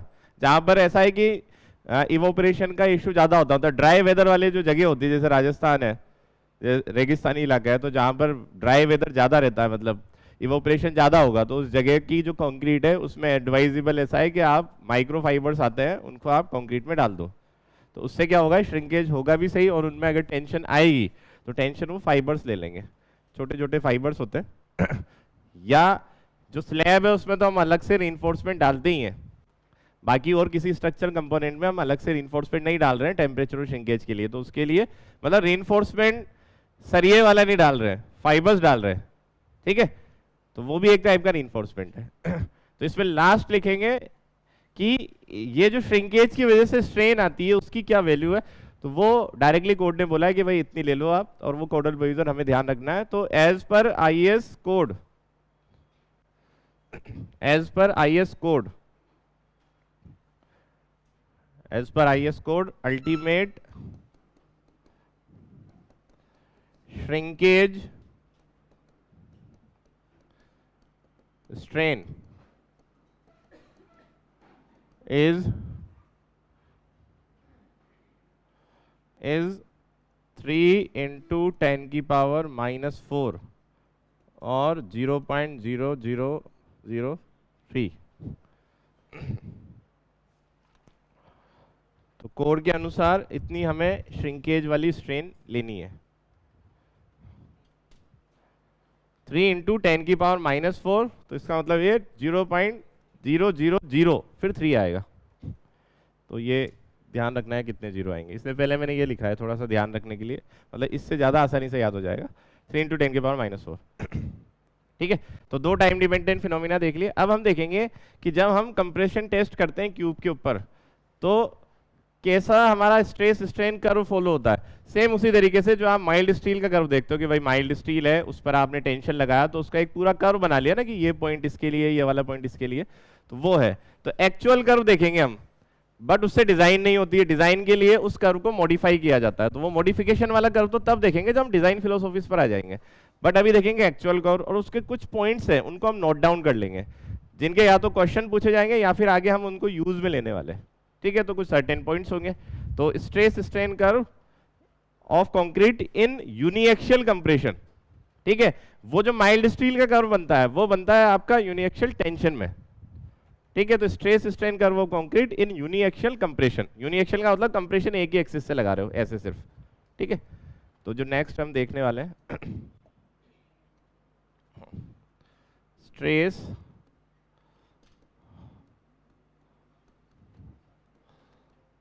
Strain curve for stress strain curve for uniaxial compression।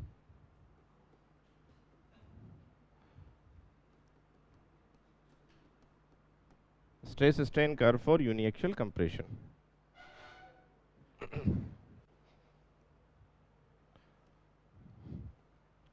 ठीक है,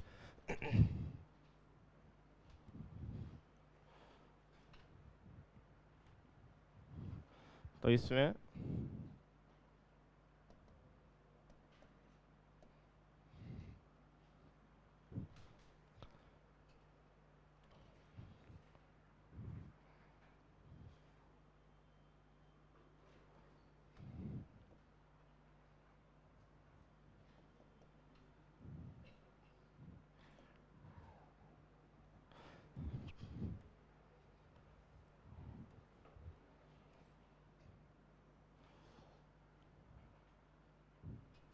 ठीक है, इधर स्ट्रेन इधर स्ट्रेस 0.001 0.002 0.002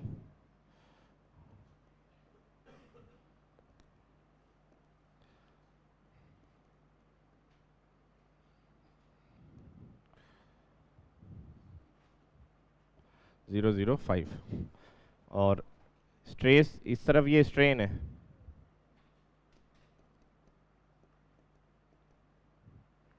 इस तरफ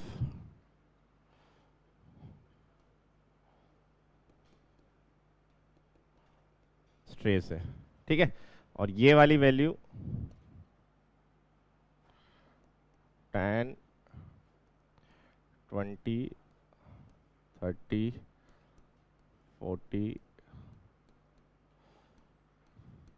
यह वैल्यू है न्यूटन पर mm स्क्वायर में, जिस पर फेलियर होता है, ठीक है। तो कर्व इस तरीके से चलेगा ये कि जितना कम स्ट्रेंथ वाला कंक्रीट है, कम स्ट्रेंथ का मतलब वो कम लोड पर फेल हो जाता है, तो जितना कम स्ट्रेंथ वाला कंक्रीट है उसकी फेलियर स्ट्रेन उतनी ज़्यादा है। जैसे जैसे स्ट्रेंथ बढ़ेगी फेलियर वाली जो स्ट्रेन है वो कम होती जा रही है, तो फेलियर वाली स्ट्रेन कम होती जा रही है, तो क्या बोलेंगे हम, स्ट्रेंथ बढ़ाने पर जिस स्ट्रेन पे जाकर के वो फेल होगा ना वो कम होती जा रही है, तो उसको क्या बोलोगे आप। जैसे इस टाइप से फॉलो होगा ये है फर्स्ट वाला, और इसमें एक पॉइंट और मार्क करना है,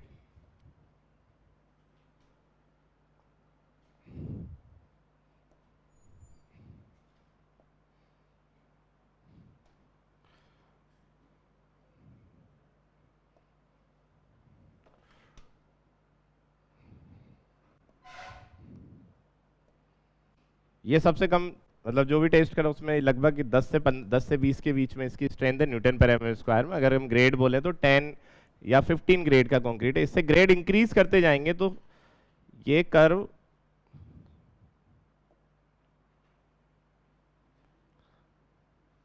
ऐसे होगा,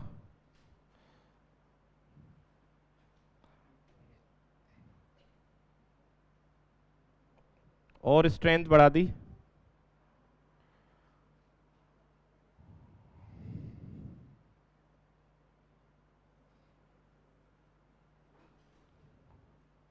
ठीक है, इस तरीके से फॉलो होता है। तो जैसे जैसे स्ट्रेंथ बढ़ती जा रही है वैसे वैसे फेलियर वाली जो स्ट्रेन है वो आपकी कम होती जा रही है। तो फेलियर स्ट्रेन मतलब फेल होने से पहले जो डिफॉर्मेशन होगा वो कम हो रहा है।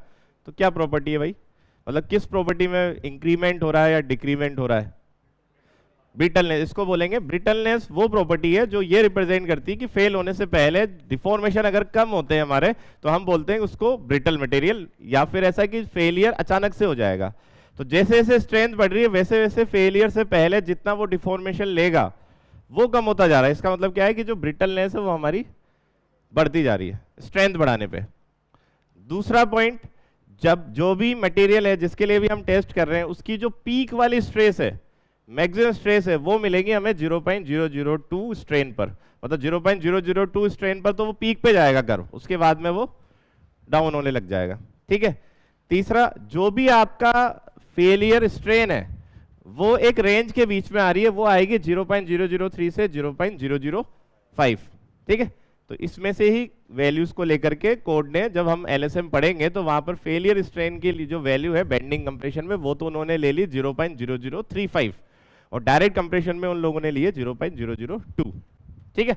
तो जैसे जैसे स्ट्रेंथ बढ़ेगी ब्रिटलनेस बढ़ेगी हमारी, 0.003 से 0.005 के बीच में फेल हो जाता है कंक्रीट, और जो मैक्सिमम स्ट्रेस है या फिर जो पीक स्ट्रेस है वो मिलेगी हमें 0.002 पर, उसके बाद में कर्व आपका डाउन होना चालू हो जाएगा। फोर्थ वाला पॉइंट, जो भी आपका कर्व है वो बहुत अर्ली फेज में, मतलब बहुत इनिशियल फेज में लीनियर है, उसके बाद में जो कंक्रीट का बिहेवियर होता है वो non linear and non elastic होगा। नॉन लीनियर का मतलब स्ट्रेस का स्ट्रेन से कोई लीनियर रिलेशन नहीं आ पा रहा, और नॉन इलास्टिक होने का मतलब ये है कि नॉन इलास्टिक का उल्टा क्या हो गया, प्लास्टिक। तो मतलब इसमें जो भी डिफॉर्मेशन आते हैं वो लगभग प्लास्टिक से ही आते हैं, मतलब रिकवर नहीं होंगे। बहुत अर्ली फेज, बहुत माइन्यूट से फेज तक ये लीनियर रहता है, लेकिन उसके बाद में क्या हो जाता है, non linear and non elastic. तो बोला भी जाता है कि कंक्रीट जो है वो non linear and non elastic material है, ठीक है। तो ये बना करके इन सब पॉइंट को नोट करना है, पॉइंट्स भी ध्यान रखने हैं, प्लस ये पॉइंट्स आगे जाएंगे जब हम पढ़ेंगे ना तो उसमें काम में आएंगे। तो इसको मैं यहाँ पे लिख रहा हूँ, concrete is a non linear and non elastic material.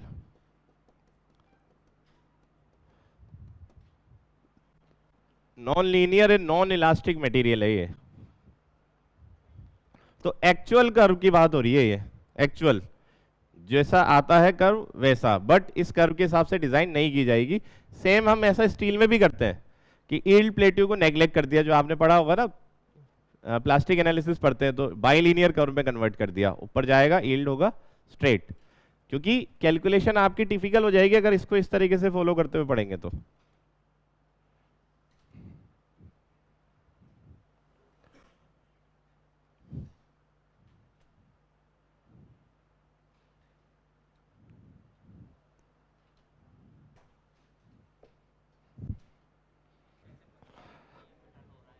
ये ऐसे हो रहा है ना, जैसे ये हाई वाला ये यहीं फ्री हो गया, यही फेलियर पॉइंट हो गया, और ये जो इसका यहां जाकर के हुआ, हाँ एंड पॉइंट से। हाँ देखो इनका क्वेश्चन सही है, ऐसा कंफ्यूजन हो रहा है क्या कि हम इन ग्राफ से कैसे पता लगा रहे हैं कि ये ब्रिटलनेस की तरफ जा रहा है।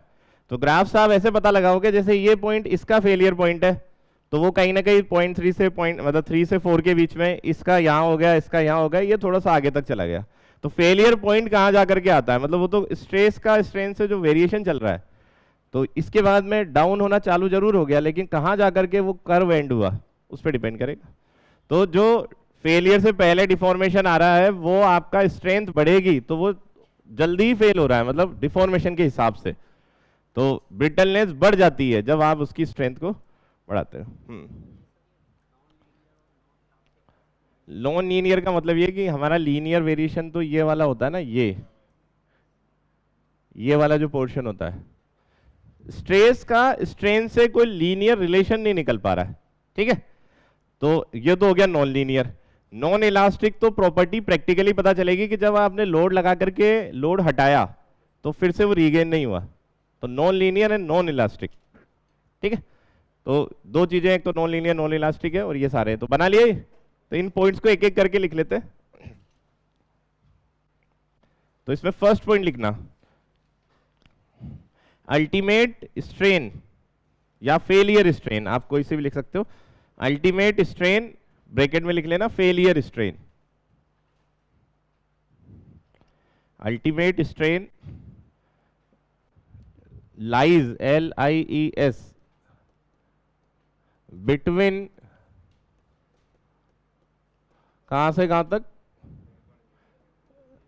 0.003 से 0.005।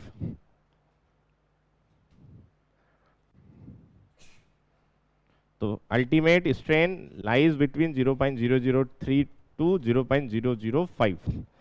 नेक्स्ट वाला पॉइंट, ब्रिटलनेस इंक्रीजेज, हाँ ब्रिटलनेस, ये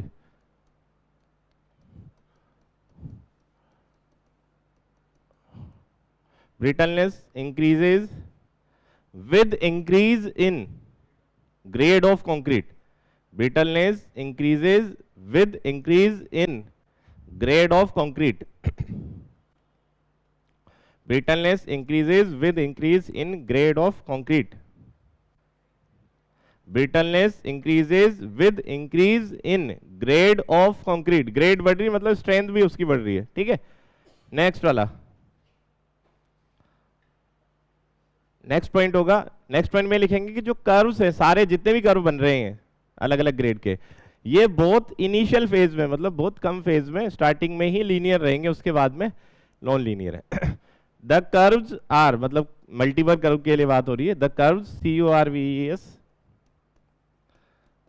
curves are linear, the curves are linear in the very early, the curves are linear in the very early phase, PHASE, phase of loading, very early phase of loading, very early phase of loading, शुरुआत में रहेगा लेकिन, ठीक है। और last में लिख लेना the maximum stress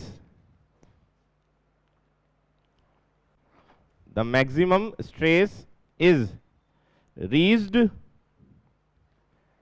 the maximum stress is reached, R-E-S-C-H-E-D, reached at a strain, the maximum strain is reached at a strain approximately